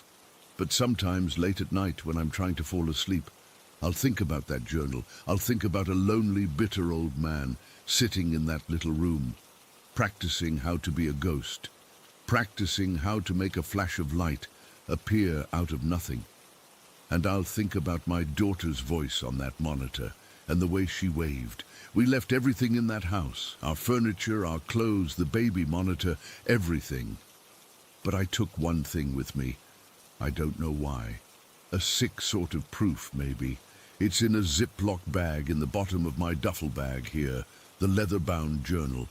I can't bring myself to open it again, but I can't throw it away either. It's the only thing that tells me I didn't imagine it all. The last page, the one with the sentence written over and over. I only saw it for a second before I dropped the book. But the image is burned into my brain, the frantic, desperate handwriting. And at the very bottom of the page, in the corner, written in a different shade of ink, fresher, as if it had been added much later, were 2 more words. 2 words I know for a fact weren't there when Charles was alive. 2 words written in a clumsy, childlike script. "Hello, Lily. Story 17. Okay, so I'm just gonna type this out because I need to get it off my chest, and maybe someone out there has been through something similar.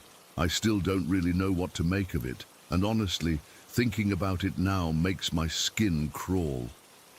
This all went down in my dad's old house, the one he grew up in, that Derek and I moved into to save some money. We were tight on cash, and the place was just sitting empty, so it seemed like a no-brainer. Big mistake. I wish I could go back and tell us to just suck it up and keep renting, but hindsight's always 20/20, right? So the day I'm talking about was the day everything boiled over. It was a Thursday. I remember because I had off work, and Derek was supposed to be home early. We'd been dealing with this crap for weeks by then. But that Thursday was different. It started like any other day, except I woke up feeling like I'd been run over by a truck. See, the night before, the footsteps had been worse than ever. Not just the usual pacing. This was like someone was stomping around up there in heavy boots, back and forth, for what felt like hours. I barely slept a wink, and when I did drift off, it was into this half-awake state where every little noise jolted me upright. I rolled out of bed around 7 in the morning, my head throbbing and my eyes gritty from lack of sleep. The house was quiet, too quiet, which always felt weird after a night of all that noise. Sunlight was streaming through the dusty windows in the bedroom, highlighting all the little particles floating in the air. The place smelled musty, like old wood, and something else I could never place, kind of sweet but stale, like forgotten fruit. Derek was still asleep beside me, snoring lightly, and for a second, everything felt normal. But then I remembered the footsteps, and that knot in my stomach tightened. I shuffled into the kitchen to make coffee, my feet cold on the linoleum floor. The house is old, built in the 1950s or something, and everything creaks. But these footsteps weren't creaks. They were distinct, heavy steps, like someone walking with purpose. As I waited for the coffee to brew, I leaned against the counter and just listened. Nothing. Silence. But it was the kind of silence that felt heavy, like it was pressing down on me. I kept glancing up at the ceiling, half expecting to see something, but of course, there was nothing there. When Derek woke up, he looked as rough as I felt. His hair was all messed up, and he had these dark circles under his eyes. We didn't even say good morning, just kind of grunted at each other. The stress was getting to us. We'd been arguing a lot over stupid stuff like who left the milk out or why the TV remote was missing, but deep down, I knew it was because we were both on edge, waiting for night to fall and the noises to start again. Over coffee, I brought it up. "Did you hear it last night?" I asked, my voice sounding raspy. He nodded, not looking at me. "Yeah, it was louder than usual, like someone was running up there." "But there's no one up there," I said, stating the obvious. We'd checked the attic a bunch of times. The first time we heard the footsteps, maybe a week after we moved in, we both bolted up the stairs, thinking maybe a squirrel or something had gotten in. But the attic was empty, just boxes of my dad's old junk, some holiday decorations, and a thick layer of dust. No signs of animals, no broken windows, nothing. And the weirdest part? The dust wasn't disturbed. If someone or something was walking around up there, there should have been footprints, right? But there was nothing, just smooth gray dust everywhere. That morning, though, I was determined to do something. I couldn't take another night of it. I felt like I was losing my mind. My hands were shaking as I held my coffee mug, and I had to set it down before I spilled it. Derek noticed and reached over, putting his hand on mine. "We'll figure it out," he said, but his voice didn't sound convinced. After breakfast, I went online and started digging. I'd done some research before, but this time I went deeper. I read about poltergeists and how they're often tied to emotional energy, stress, arguments, that kind of thing. It hit home because Derek and I had been fighting more since we moved in. The house itself had a history. My dad had grown up here, and he'd mentioned once that his parents argued a lot. Nothing violent, just the usual marital stuff, but still. I wondered if all that negative energy had built up over the years. I found forums where people shared similar stories. Footsteps in empty rooms, objects moving, all that. One person said that burning sage and promoting peace in the house had helped silence whatever was causing it. It sounded kind of out there, but at that point, I was willing to try anything. I called Derek over and showed him what I'd found. He skimmed through it, his brow furrowed. You really think that'll work? He asked. I don't know, I admitted. But what else can we do? We can't keep living like this. He sighed and ran a hand through his hair. Okay, let's try it. What do we need? So we decided to go out and get some sage. It was around noon by then, and the sun was high, making the house feel a little less ominous. But as we were getting ready to leave, I heard it, a faint thump from upstairs. My heart skipped a beat. Derek froze, his eyes wide. Did you hear that? He whispered. I nodded, my throat tight. It was the middle of the day.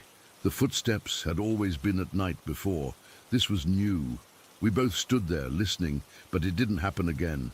Still, it set the tone for the rest of the day. The fear was back, crawling up my spine.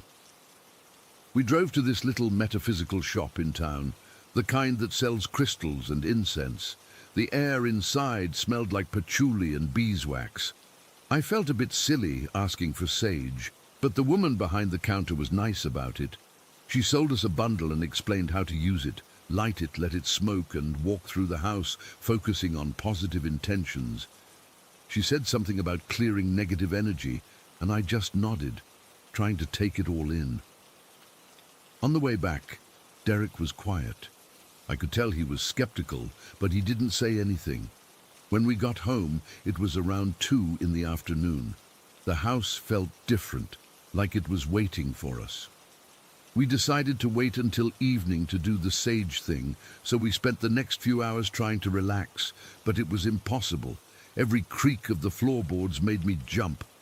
At one point, I was in the living room, and I heard what sounded like a child's laughter from upstairs. It was faint, almost like it was coming from far away, but it sent chills down my arms. I called out to Derek, but he hadn't heard it. He was in the kitchen making sandwiches and said I was probably just imagining things. But I know what I heard. As the day wore on, the tension between us built again. We started arguing about something stupid. I don't even remember what. Maybe about who was supposed to take out the trash. But it escalated quickly, with both of us raising our voices. I remember feeling so angry and frustrated, and then I heard another thump from above, louder this time, like someone had dropped something heavy. It shut us both up. We looked at each other and I saw the fear in his eyes. That's when it hit me. Maybe the research was right. Maybe our arguing was feeding whatever this was. So we made a conscious effort to calm down. We apologized, hugged it out, and decided to focus on peace.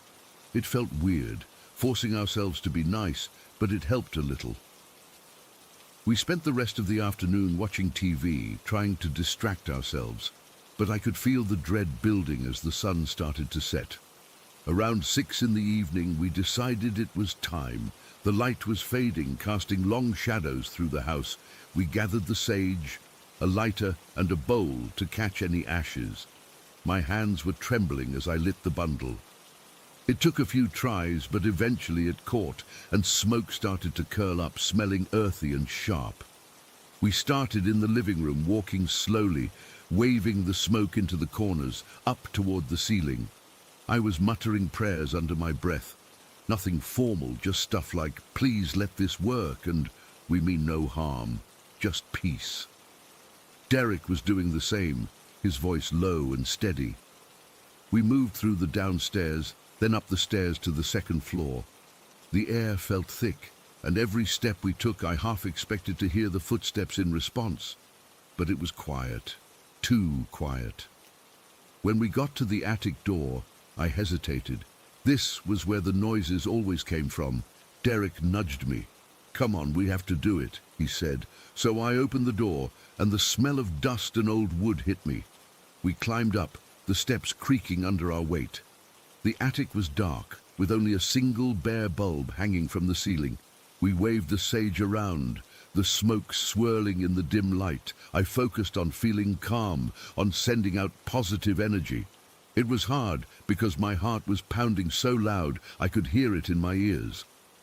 After a few minutes, we went back down, closed the door, and finished the rest of the house. By the time we were done, it was fully dark outside. We opened some windows to let the smoke out, and the cool night air felt good on my skin. We both felt a little better, like we'd accomplished something. But the real test was yet to come, nighttime. We decided to go to bed early, around 9:30, because we were both exhausted. I remember lying in bed staring at the ceiling, listening. The house was silent except for the usual nighttime sounds, the hum of the refrigerator, the wind outside, Derek's breathing next to me. I kept waiting for the footsteps to start, but nothing happened. Minutes ticked by, then an hour, still nothing. I started to relax a little, thinking maybe it had worked. But then, around 11, I heard it. A single footstep from above, clear and sharp, like a boot hitting the floorboards. My whole body went rigid. Derek tensed beside me. We didn't say anything, just listened. Another footstep, then another. They were pacing again, back and forth, but slower this time, almost hesitant. I could feel the vibrations through the mattress, a subtle shaking that made my teeth chatter. I squeezed my eyes shut, praying silently for it to stop. And then, just like that, it did. The footsteps faded away, and the silence returned. But this silence was different. It felt empty, hollow, like whatever had been there was gone. We lay there for what felt like hours, not moving, barely breathing, waiting for it to start again, but it didn't. The rest of the night was quiet. When morning came, I was almost afraid to get up. But the silence held. No footsteps, no noises, nothing. We both woke up feeling rested for the first time in weeks. It was over. Just like that. We ended up moving out a few months later, once we saved enough money. Now, in our new place, we're careful about keeping things positive. No arguments, no stress if we can help it. But I'll never forget that day. The fear, the uncertainty, the way the footsteps just stopped after we promoted peace. I still don't know what it was, a poltergeist, some leftover energy or something else entirely. But it changed us, and to this day, I can't explain it. Story 18. Okay, I'm just going to type this out. I don't know where else to put it, and I need to get it out of my head. Maybe someone here has seen something similar. I'm not crazy, and my husband isn't either. We're just regular people. We live out in the country, a few miles from the nearest town. It's quiet. The kind of quiet you can only get when there's no streetlights and your closest neighbor is a half-mile down the road. It happened 2 nights ago, a Thursday. I remember because we'd just finished watching some reality TV show we always record, and it was around 10:30. Late enough that it was properly dark, but not so late that it felt weird to be outside. My husband, let's just call him Mark, took the 2 dogs out for their last bathroom run of the night. We have a big fenced-in yard, but he always goes out with them. Says he likes the night air. I was inside loading the dishwasher. The kitchen window looks out over the backyard, and I had the light on over the sink, so I could only see my own reflection in the glass.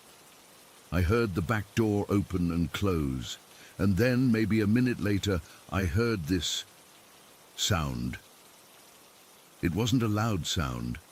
It was like a soft hum, but with a flutter to it, like if you could hear a moth's wings, but if those wings were made of something heavier than dust. I remember thinking it was probably a big June bug hitting the window screen. Then the back door slammed open, not like someone was angry, but like it was thrown open in a panic. Mark stood there, his face completely white, I mean sheet white, like he'd seen a ghost. The dogs, a Labrador and a little terrier mix, shot past his legs into the house and immediately scrambled under the kitchen table, which they never, ever do. They were trembling. "What's wrong?" I asked. My first thought was a bear or a coyote. We get them sometimes. He just stood there, breathing hard, and pointed a shaky finger back towards the yard. There's something out there." I clicked off the sink light so I could see out the window. Pitch black. The motion sensor floodlight on the garage hadn't even gone off. "What? A person?" "No," he said. And his voice was this thin, strained thing. It's a light. A green light. He fumbled with his phone. His hands were shaking so bad. He finally got it unlocked and shoved it at me. I took a video. I don't know why I did. I saw it and my brain just said, film it. I took the phone. The screen showed a shaky, dark video.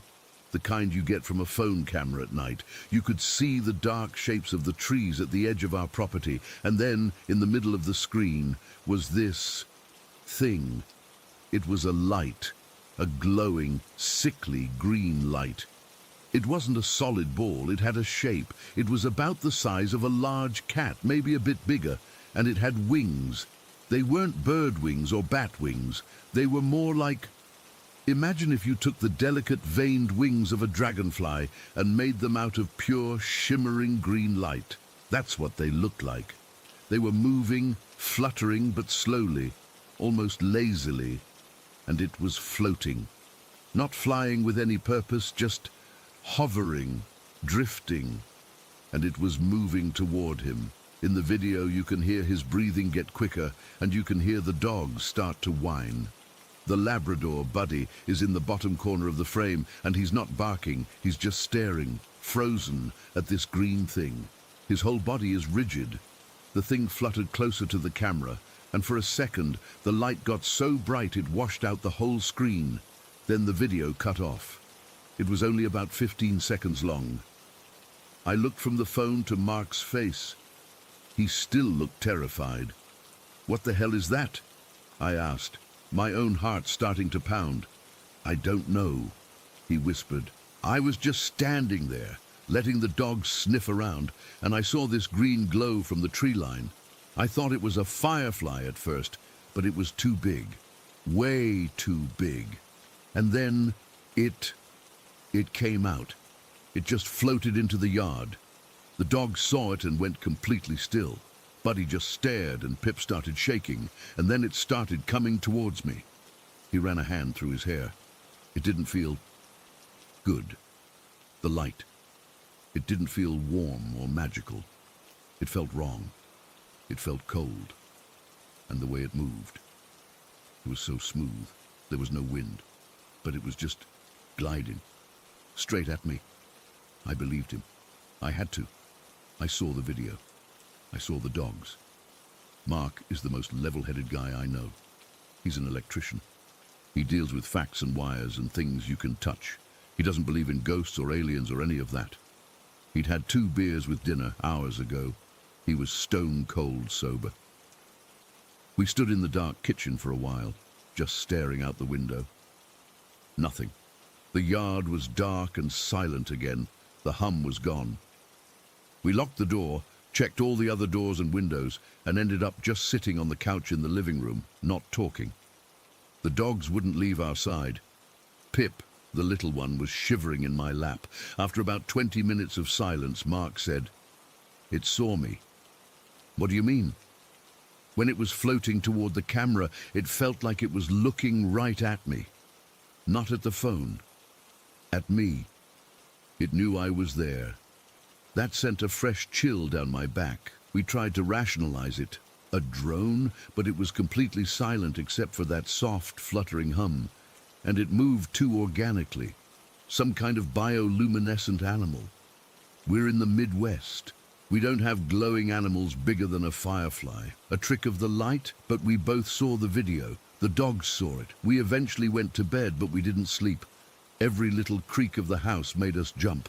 I kept my phone on the nightstand, the video pulled up, just looking at that frozen, bright green frame. I'd zoom in on it. The core of it seemed almost solid, a brighter green at the center, and the wings were so detailed, you could see the patterns in them, like veins of lighter and darker green light. It was beautiful, in a really, really terrifying way. The next day, in the sunlight, it all felt a little silly. We walked the yard, looking for anything. No scorch marks, no strange footprints, nothing out of place. The dogs were back to normal, chasing squirrels.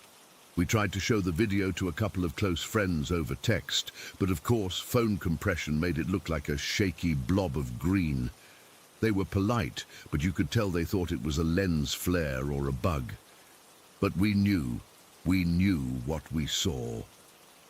Last night, Friday night, we were on edge again. We did the same routine, watched TV, and when it came time to let the dogs out, we both went. We stood on the back porch together, the floodlight on, the dogs on leashes. The night was perfectly normal. Crickets chirping, a slight breeze. We felt stupid. We laughed a little, a nervous kind of laughter. We let the dogs off leash to do their business, and we stood there, watching the tree line. Nothing happened for 10 minutes. We were about to go back in when Buddy's head snapped up. He wasn't looking at the trees. He was looking up at the roof of our house. My eyes followed his gaze, and my blood went cold. There, perched on the peak of the roof, right above our bedroom window, was the green light. It was just sitting there. Its wings were folded back, so it looked like a slim, glowing figure. The light it cast was faint, just a soft green aura around it. It was looking down at us. I can't tell you how I knew it was looking at us, but I did. It had a presence. It was observing us. Mark grabbed my arm, his grip tight. The dogs were frozen again, a low growl rumbling in Buddy's throat. It didn't move, it just watched. We stood there for what felt like an hour, locked in this awful standoff with this thing on our roof. I was terrified, but also fascinated. It was so strange, so completely out of place in our ordinary backyard. Then it moved. It didn't jump or fly. It simply leaned forward, and then it dropped off the roof. My heart leapt into my throat, but it didn't fall. It just floated down, those luminous wings spreading wide, fluttering silently. It landed softly on the grass about 20 feet from us. It was closer than it had been in the video. I could see more detail. The body wasn't humanoid, not really. It was more like a spindle of light with the wings attached to the top. There were no visible eyes, no face, but the front of it, the part facing us, felt like its front. It felt attentive. The green light pulsed, very slowly, like a heartbeat. It took a step, not a walk, but a glide. Its little feet, if it had feet, not quite touching the grass. It moved a few feet closer. Pip let out a terrified yelp and scrambled behind my legs. Buddy's growl got louder. The thing stopped. It seemed to tilt as if considering the dogs, then slowly it raised one of its arms. They were slender tendrils of light that detached from its main body. It pointed. Not at me, not at Mark. It pointed at the kitchen window. My kitchen window, where I'd been standing the night before. The implication hit me like a physical blow. It knew. It knew I had been inside. It knew I had watched. It was acknowledging that it had seen me too. Then it did, the most frightening thing of all. It lowered its arm and then it gestured, a slow, deliberate beckoning motion. Come here. We didn't move. We couldn't. We were paralyzed. It stood there for another moment, its pulsing light the only sound in the sudden dead silence of the night. The crickets had stopped, everything had stopped, and then it just faded. It didn't fly away, it didn't vanish in a puff of smoke. The light just dimmed from the edges inward until there was nothing left. It was gone. The crickets started up again a second later. We stumbled back into the house, dogs in our arms, and locked the door. We haven't slept. We've been sitting in the living room with all the lights on. We don't know what it wants. We don't know why it's here. The word fairy feels stupid to say out loud, but that's the closest thing it looked like. A glowing, green, malevolent fairy. We caught it on camera the first time, but this second time, we were too scared to even move, let alone pull out a phone. All we have is the memory of it pointing at my window, the memory of it beckoning. We're seeking advice, not for what it is. We've given up on that. We just need to know how to make sure our home and family are safe. How do you protect yourself from something that can just appear on your roof and fade into nothing? How do you know if it's gone for good or if it's just waiting? It knew we were here. It knows we live here. And after it beckoned, I have this horrible, sinking feeling that it's not done with us. It was just the end of the second night. I don't know what happens on the third. Story 19. I remember the exact moment I put the paper on my tongue. It was just after 10 in the morning. The sun was already brutal, beating down on the back of my neck. I figured it would be hours before I felt anything. If I felt anything at all, I was wrong. So stupidly, terrifyingly wrong. The first sign something was off was about 45 minutes later. The colors of the pine trees at the edge of the range started to bleed. The green wasn't just green anymore. It was vibrating, pulsing with a life of its own. The sound of the gunfire changed too. It wasn't just noise anymore. Each shot felt like a physical punch to my eardrums, a sharp, concussive thud that echoed in my teeth. I tried to focus on my M4, on the feel of the polymer stock against my cheek, but my hands were sweating, and the weapon felt alien, like a strange metal insect I was holding. That's when the dread started to creep in. It wasn't a thought, it was a physical thing, a cold weight settling in my stomach. This wasn't the fun, trippy experience I'd heard about. This was wrong. The world was tilting, the edges of my vision starting to curl and darken. I remember looking at the private next to me, a kid named Davis, and his face seemed to be melting, his features sliding down into his collar. I had to look away, my heart hammering against my ribs like it wanted out. I tried to get a grip. I told myself it was just the drug, that it would pass. I focused on my breathing, on the feel of the gravel under my boots, but the world kept unraveling. The sky, a bright, hard blue, began to swirl, like ink dropped into water. The clouds weren't clouds anymore, they were faces twisted and screaming, then dissolving back into vapor. And then I saw him, Sergeant Outlaw. He was walking down the firing line, checking on everyone, a clipboard in his hand. He was a good NCO, firm but fair, with a face that was all hard lines and a voice that could strip paint. But as he got closer to me, my blood ran cold. His face, it was his face, but it was wrong.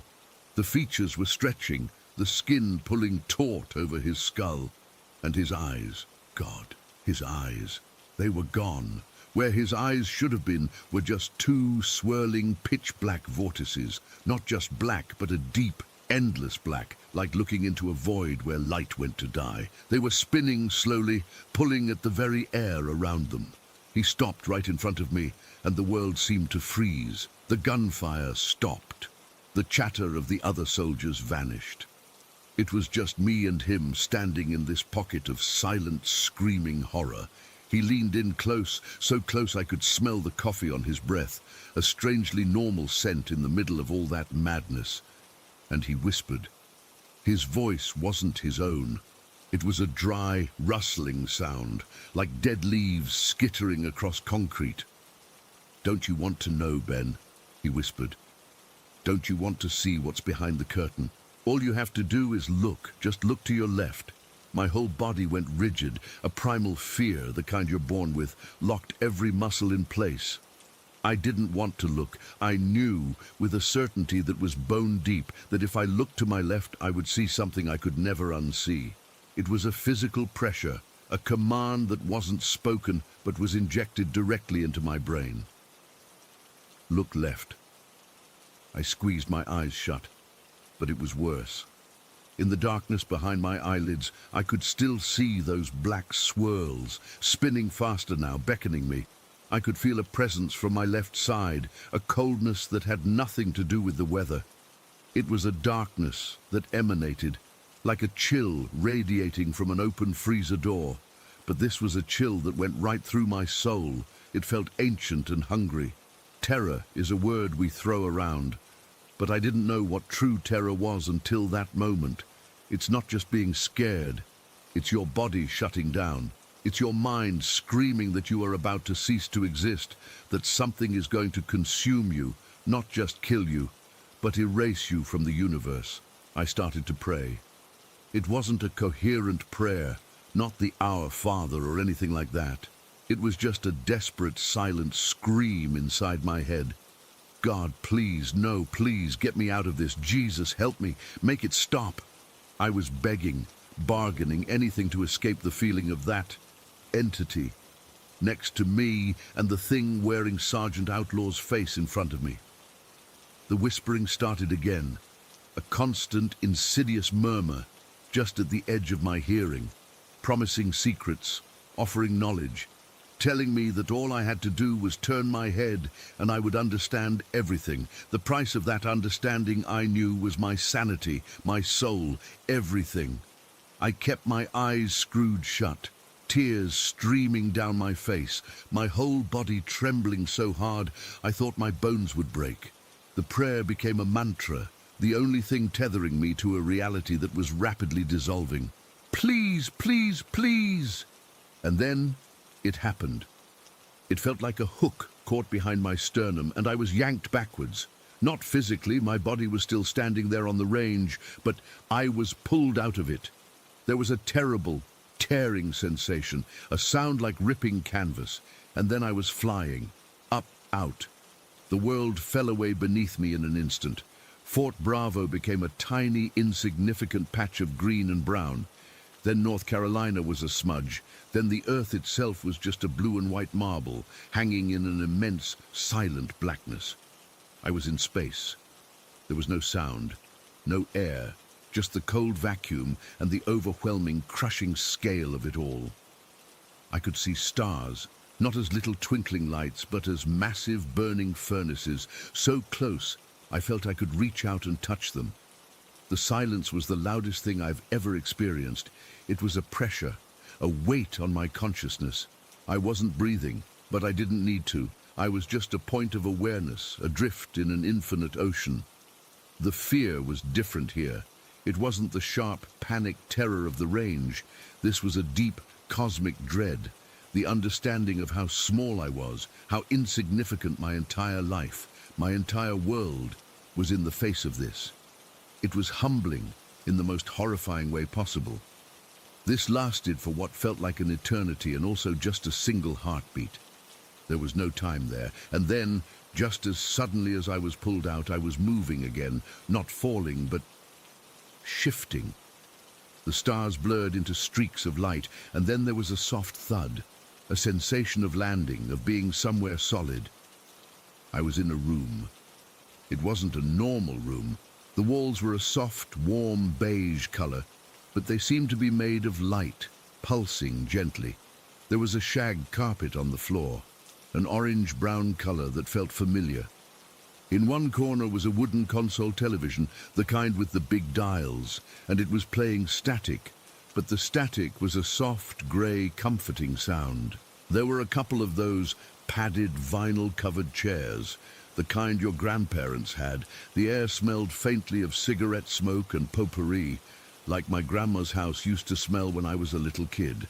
This was the ethereal waiting room, and the feeling it gave me was the most profound and confusing nostalgia I have ever felt. It was a deep, aching homesickness for a time and a place I couldn't even identify. It felt safe. It felt like love. It was the exact opposite of the cold, consuming horror of the range and the infinite void of space. I just stood there, in the middle of this impossible room, and I felt a peace so complete it brought fresh tears to my eyes. I didn't question it. I just accepted it. This was where you went when you were done. This was the in-between place. I have no idea how long I was there. Time had no meaning.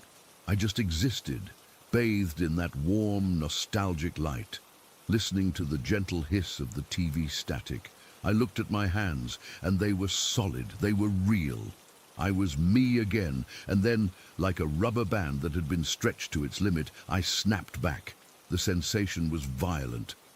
1 second I was in that peaceful, warm room, and the next I was slammed back into my body with a force that knocked the air from my lungs. I gasped, a ragged, painful breath, and my knees buckled. I hit the gravel of the range hard, the sharp stones digging into my palms. The noise was the first thing that assaulted me. The gunfire was deafening again. The sun was blinding. Someone was shouting. Hands were on me, pulling me up. It was Corporal Miller, his face a mask of concern. Ben, what the hell? You just froze up, man. You okay?" I couldn't speak. I just stared at him, my eyes wide, my body shaking uncontrollably. I looked past him. Sergeant Outlaw was down the line, his back to me, talking to another soldier. He had his sunglasses on. I couldn't see his eyes. They took me to the medics. I told them I must have gotten too much sun, that I felt dizzy, nauseous. I didn't say a word about the acid. I didn't say a word about the black swirls for eyes, or the whispering, or being ripped from my body and flung into space, or the waiting room that smelled like my childhood. They gave me water and let me sit in the air-conditioned Humvee for a few hours until my hands stopped shaking. The rest of that day is a blur. I went through the motions, my body on autopilot while my mind was a million miles away, trapped between the terror and the peace. I kept waiting for something else to happen, for Sergeant Outlaw to turn around and look at me with those voids again. But he never did. He was just Sergeant Outlaw. That was 5 years ago. I'm out of the army now. I have a job, an apartment, a normal life, but I am not the same person. I can't be. That day carved something out of me and left something else in its place. I don't fear death anymore, not after feeling that peace in the waiting room, but I am terrified of what else is out there. I'm terrified of the things that can wear a human face and whisper promises with a voice of dead leaves. I'm terrified of the knowledge that reality is just a thin veneer, and underneath it there are things that watch, things that know your name. Sometimes late at night, if the house is quiet and the wind is just right, I think I can hear it. Not with my ears, but in the back of my mind, a dry, rustling whisper, and I have to fight every instinct in my body not to look to my left. Story 20. I still don't know how to process what happened that day. It's been months, but I'll wake up sometimes, and for a second I'm back in that room, hearing that sound. I'm just a regular guy, joined up, got stationed in Germany, and figured I'd see some cool places and do my job. I never signed up for whatever that was. It's left a mark on me, a cold spot in my head that won't go away. Our unit was a quick reaction force, a QRF, based out of a small modern outpost. It was all new buildings, prefab stuff, good heating, reliable internet. But right on the edge of our secured perimeter was this old abandoned barracks complex. It was pre-war, maybe even World War II, just this hulking, dark brick building with most of the windows busted out. We'd patrol past it every day, and it was just part of the scenery. You'd look at it, feel a little chill, and then move on. There were always stories, whispers about it being haunted. You hear that everywhere you go in the army, right? Some ghost story about a base, a bunker, whatever. You laugh it off. The story that always came up was about room 307. They said a soldier's family lived there with him back before the war, his wife and little girl. The story goes something bad happened to them in that room. I never paid much attention to the details. It was just another campfire tale. This particular day was a Tuesday, I remember, because we'd just had our weekly briefing, and it was boring as hell. It was me, Martinez, Shaw, and a couple other guys from the team. The patrol that afternoon was quiet, the kind of quiet that makes you antsy. It was overcast, one of those flat, grey German days where the light feels thin and the cold gets into your bones, even through your gear. We were finishing our loop, coming up along the tree line that separated our new compound from the old one, and we just stopped and looked at the old barracks. Martinez was the one who said it. "You guys ever actually been inside that place?" We all just shrugged. We'd seen it 1,000 times, but no, we'd never gone in. It was off limits, technically, but it wasn't like they had patrols guarding it. It was just a rotting building. Shaw, who always had a smart-ass comment, said, "What, you want to go meet the ghost of room 307? He said it in a fake, spooky voice, and we all chuckled, but it was a nervous kind of laugh. I don't know who made the decision. It wasn't like one of us said, "Let's go." It was more of a collective shift. We were bored, we were curious, and the building was just sitting there, challenging us. So we crossed the line, we left the cleared path, and walked through the wet grass towards the back of the building. The air changed the second we got close. It wasn't just the cold of a stone building, it was a stillness. Like all the sound got sucked out of the world. The normal forest noises, the distant hum from our outpost, it all just faded away. We found a ground floor window with a big crack in it, the glass mostly fallen in. Martinez gave it a shove, and the rest of the pane splintered and fell inside with a crunch that was way too loud in the silence. We climbed in one by one. The inside was exactly what you'd expect: decay. The floor was gritty with dirt and plaster dust, and our boots echoed in a way that felt wrong, too sharp. The air was thick and cold, and it smelled of wet stone, old rot, and something else, something metallic and faintly sweet, like old blood. It was the kind of smell that gets in the back of your throat and stays there. We had our rifles, but they were slung. This wasn't a tactical clearance, it was just us being stupid. We moved through the ground floor, checking rooms. Most were empty, just debris and peeling paint. The silence was the worst part. It was a heavy silence, a listening silence. I kept feeling like we were being watched from the dark corners, but every time I snapped my light over, there was nothing. We took the stairs to the second floor. More of the same. Broken furniture, graffiti from other soldiers who'd probably done the same thing years ago. The jokes had completely stopped. Nobody was talking. We were just moving, our breathing sounding ragged in the quiet. The only thing anyone said was Shaw whispering, "This place is fucked," and Martinez just nodding. Then we got to the third floor. The staircase opened onto a long, dark hallway. Doors lined both sides, all of them closed except for one, right down at the far end, the door to room 307. It was standing slightly ajar, just a sliver of darkness. Seeing that door open after all the stories sent a jolt right through me. It was an invitation, and it felt all wrong. We moved down the hall, our footsteps muffled by the grime. We cleared the rooms on the way, just quick peeks. Empty, empty, empty. The whole floor felt different than the others. Colder. The air was so still, it was suffocating. We finally reached 307. Martinez was point. He pushed the door open with the barrel of his rifle. It swung inward without a sound, which was creepy in itself. You'd expect a groan from old hinges, but there was nothing. We filed in. The room was small, maybe 12 by 12. A barracks room. There was a broken metal bed frame pushed against one wall and a heavy, old wooden wardrobe against the other. The window was grimy but intact, letting in that weak grey light. The floor was clear except for some dust and a few bits of plaster. It was anticlimactic. For a second the tension broke. Shaw let out a breath. "See? Nothing. Just a dusty old room." He pulled out his phone. "Got to get a picture for the boys back at the post. Proof we visited the famous room 307. He took a couple of pictures, the flash blinding in the dim room. The mood lightened a little. Martinez started making a joke, something about the ghost being camera shy. I don't know why I did it. It was a stupid, impulsive thing. Maybe it was to prove to myself that there was nothing here, that all the fear was just in our heads. I took a step further into the room, away from the guys by the door. I remember the feel of the grit under my boot. I cleared my throat and my voice came out a little shaky. "Lena?"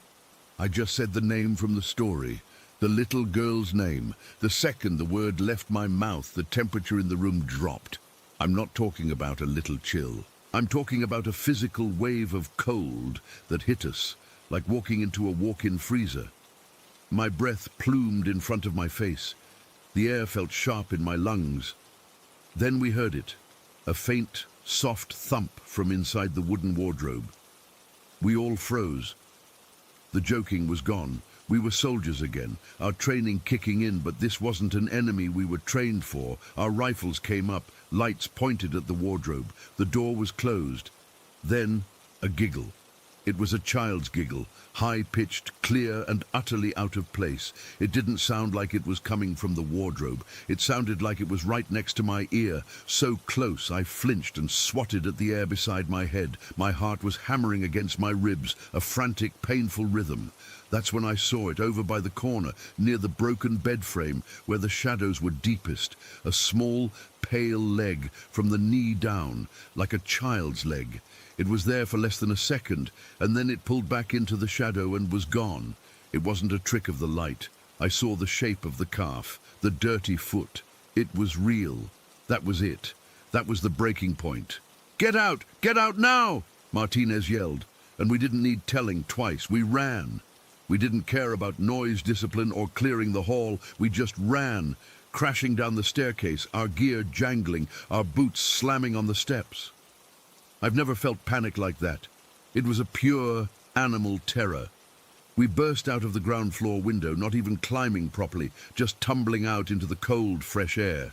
We didn't stop running until we were back across the perimeter, back on our side, leaning against our own Humvee, gasping for breath. We stood there for a good 10 minutes, not saying a word, just trying to get our breathing under control. The normal sounds of the base were a relief, but they felt distant, like we'd brought the silence of that building back with us. Shaw was the first to speak, his voice rough. What the hell was that? None of us had an answer. We all saw the leg. We all heard the giggle. We all felt the cold. After we calmed down a little, a different feeling set in. Embarrassment. We were trained soldiers, and we'd just been scared out of a building by... what? A sound? A cold draft?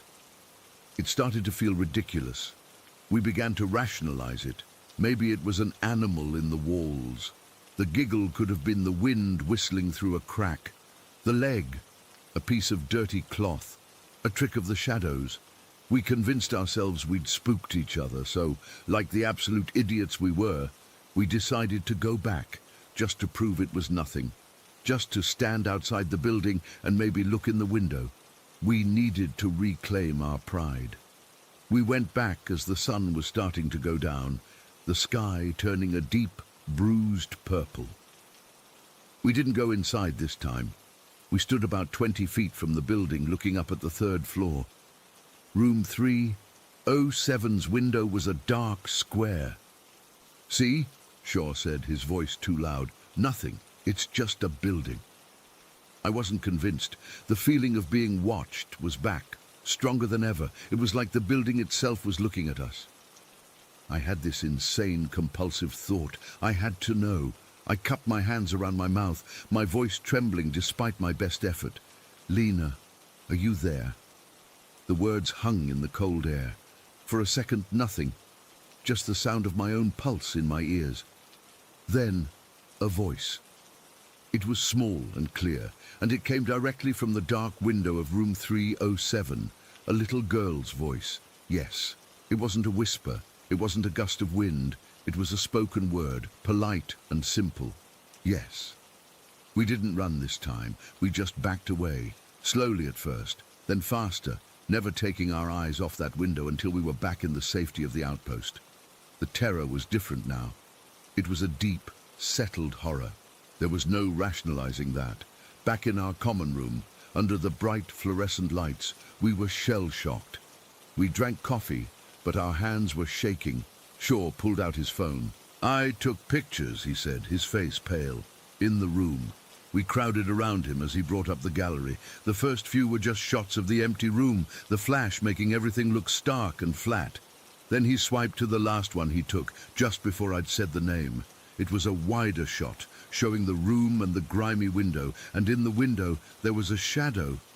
It was the shape of a man, tall and thin, standing just behind the glass. He was just a dark silhouette, but you could make out the suggestion of an old-style military cap. He was looking out, but not at us. His head was tilted down, as if looking at something on the ground floor. My blood went cold. "Swipe back," I said. to the first picture. He did. The first picture, taken just seconds before, showed the same window, and in that one, there was a smaller shadow, the shape of a little girl, her hand seeming to be held by the man who wasn't there yet. He swiped forward again to the last picture. The man was there, the girl was gone. We scrolled through them again and again. The sequence was clear. In the first photo, the little girl in the window. In the last photo, the man in the window. It was like he had appeared from one floor to the next between the snap of two pictures. We were still staring at the phone, trying to make sense of it, when Tom from the comms team stuck his head in. He looked spooked. "You guys hear about the old barracks?" he asked. We just looked at him. "I was doing a radio check on the far side of the perimeter near that other abandoned building, the one that used to be the admin block," he said. "I swear to God, I saw a light on in one of the upper rooms. I looked through my binos. It was room 307, and I saw a man and a little girl just standing in the window looking out. Then the light went out, and they were gone." He looked at our faces, at the phone in Shaw's hand, and his own expression shifted from confusion to dread. "Why? What did you guys see?" We didn't answer him. We couldn't. I just looked from Tom's confused, scared face to the photo on the phone screen. The shadow of the man in the window of a room that wasn't even in the same building. That was the moment I truly understood. It wasn't about the building. It wasn't about room 307 in that specific barracks. It was about the room itself, the idea of it. It could be anywhere, and whatever was in it, the man and the little girl, they were still there. They are still there, and they know we saw them. Story 21. It was one of those thick, heavy afternoons you only get down south in the middle of July. The air wasn't just hot, it was like breathing soup. Me and Mama were in her old sedan, a blue Buick that smelled like stale coffee, and the pine tree air freshener hanging from the rear view. We were coming back from my cousin's place out in the country, a long, boring drive on roads that all looked the same, just endless tunnels of green trees and the occasional beat-up mailbox. Mama was driving, her hands at 10 and 2 on the wheel, the way she always did. I was in the passenger seat, half dozing, my head against the warm glass of the window. The radio was on, some staticky country station playing quietly, just background noise to the hum of the tires on the asphalt. We weren't talking much. It was that kind of comfortable silence you only have with family, where you don't feel the need to fill the space. I remember looking at the clock on the dash. It was just after 3 in the afternoon. The light was that golden, hazy kind, making long shadows across the road. "We're getting close to the old cemetery," Mama said, her voice cutting through my drowsiness. It wasn't a question, it was a statement, flat and heavy. I sat up a little straighter. I knew which one she meant. The family plot, where my daddy's mama was buried. My grandmother, I never knew her. She died long before I was born, but I knew the stories. Oh God, did I know the stories? They were the kind of tales told in whispers at family reunions when the kids were supposed to be asleep. Stories about devil worship and strange symbols and a darkness that clung to her name. We didn't talk about it in the light of day. It was a family shame, a secret rot. I looked out the window as we approached. The cemetery was on the left, up on a little hill, surrounded by a rusted wrought iron fence. The stones were old, tilting at crazy angles like crooked teeth. It wasn't a place you visited for comfort. It was a place you passed by quickly. As we came alongside the fence, I could make out the bigger, darker stone near the back. Her stone. I felt a weird little chill, just a prickle on the back of my neck. I shrugged it off. It was just the power of suggestion, all those whispered stories getting to me. But then it happened. It wasn't a sound. It wasn't a sight. It was a feeling. 1 second, the car was normal, just the two of us and the hum of the engine. The next, it was like the air itself turned to lead. A presence flooded the car. I can't describe it any other way. It was a thick, suffocating feeling of pure evil. It was heavy and old and hateful. It felt like something had been waiting there, at that exact spot by her grave, and the moment we passed, it saw its chance and slipped inside with us. The temperature didn't drop. If anything, it got hotter, a stifling, close heat that made it hard to draw a breath. Mama gasped, a short, sharp intake of air. Her knuckles on the steering wheel went white.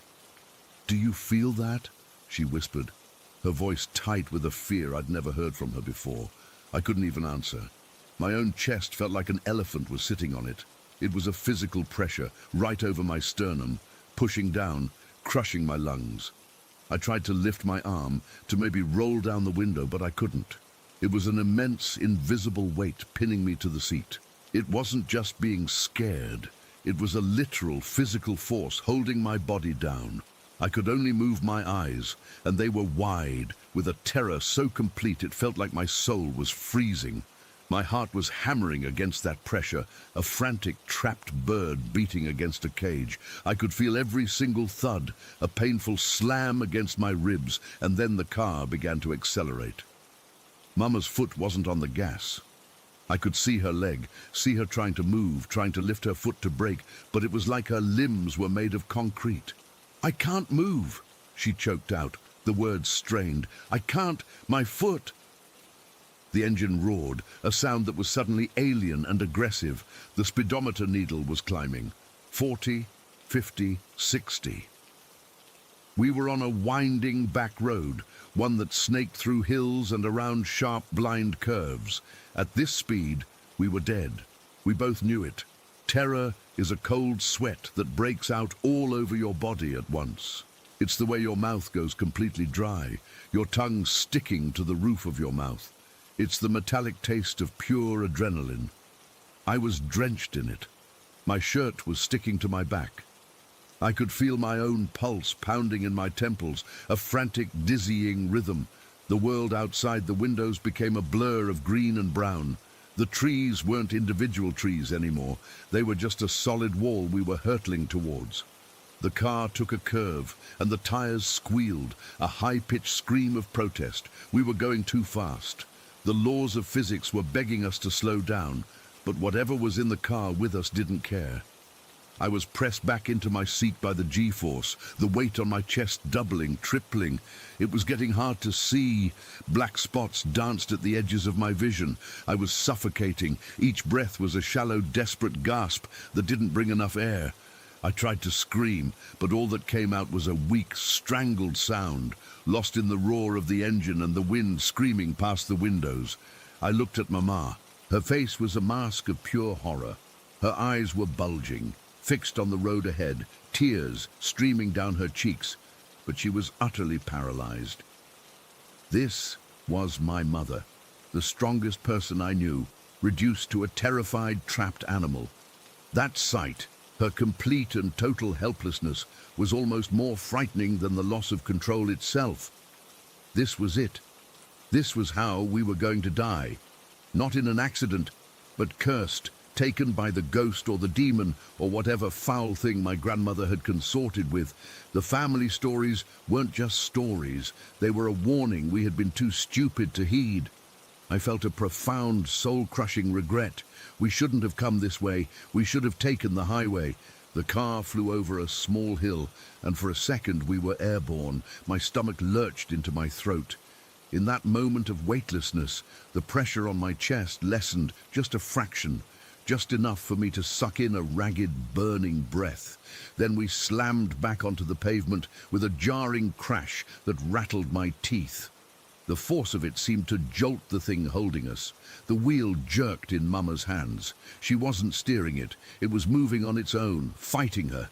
We swerved into the oncoming lane. There was no one there, thank God, but the sheer drop on the other side of the road, down into a ravine choked with kudzu, was just as final. My mind was screaming, a continuous silent shriek of panic. I could smell it now, a new smell cutting through the coffee and pine. It was the smell of hot brakes, of burning rubber, and underneath it, something else. something old and dusty and foul, like opening a tomb that had been sealed for 100 years. The pressure was intensifying, focusing on my chest. It felt like a hand, a giant, invisible hand, was inside my ribcage, squeezing my heart. I was going to black out. I could feel consciousness slipping away, the world narrowing to a tiny, bright pinprick at the end of a long, dark tunnel. The roar of the engine was fading, becoming a distant hum. This was the end. I was giving up. And then, as suddenly as it had begun, it was over. The weight vanished. It didn't fade away. It just ceased to exist. One moment I was being crushed to death. The next I could breathe. The air rushed into my lungs in a huge, sobbing gasp that hurt like hell. The evil presence, that thick, hateful atmosphere, was just gone. The car was just a car again. The engine noise dropped from a roar to its normal hum. The speedometer needle fell back quickly to 50, then 40. Mama, suddenly freed from the paralysis, slammed her foot on the brake. The car shuddered, the anti-lock brakes grinding and pulsing under us, and we skidded to a stop on the gravel shoulder, kicking up a cloud of white dust. Silence. The only sounds were our ragged, desperate breathing and the tick-tick-tick of the cooling engine. We just sat there. For a full minute, maybe two. Neither of us said a word. I was trembling uncontrollably, my whole body shaking like I was freezing cold, even though I was still sweating. I looked down at my hands in my lap. They were clenched into fists so tight my nails had left little red crescent moons in my palms. Mama slowly, carefully, put the car in park. Her hands were shaking too. She just stared straight ahead out the windshield at the empty, winding road ahead of us. The golden afternoon light now seemed sinister, illuminating the scene of our almost murder. Finally, she turned her head to look at me. Her face was pale, drained of all blood. Her eyes were red-rimmed and haunted. "Are you okay?" she asked, her voice a hoarse croak. I just nodded because I couldn't speak. My throat was too tight. We both knew we hadn't just survived a mechanical failure. We hadn't just had a panic attack. That was something else. That was her.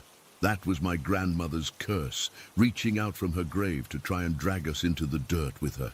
We sat on that shoulder for a long time, not moving, just trying to remember how to be normal people in a normal world. The dust settled around the car. The country station still played softly on the radio, a cheerful song about trucks and beer that felt like it was from another planet. Eventually, Mama put the car in drive and pulled slowly back onto the road. She drove the rest of the way home at exactly the speed limit, her body rigid, her eyes constantly flicking to the rearview mirror.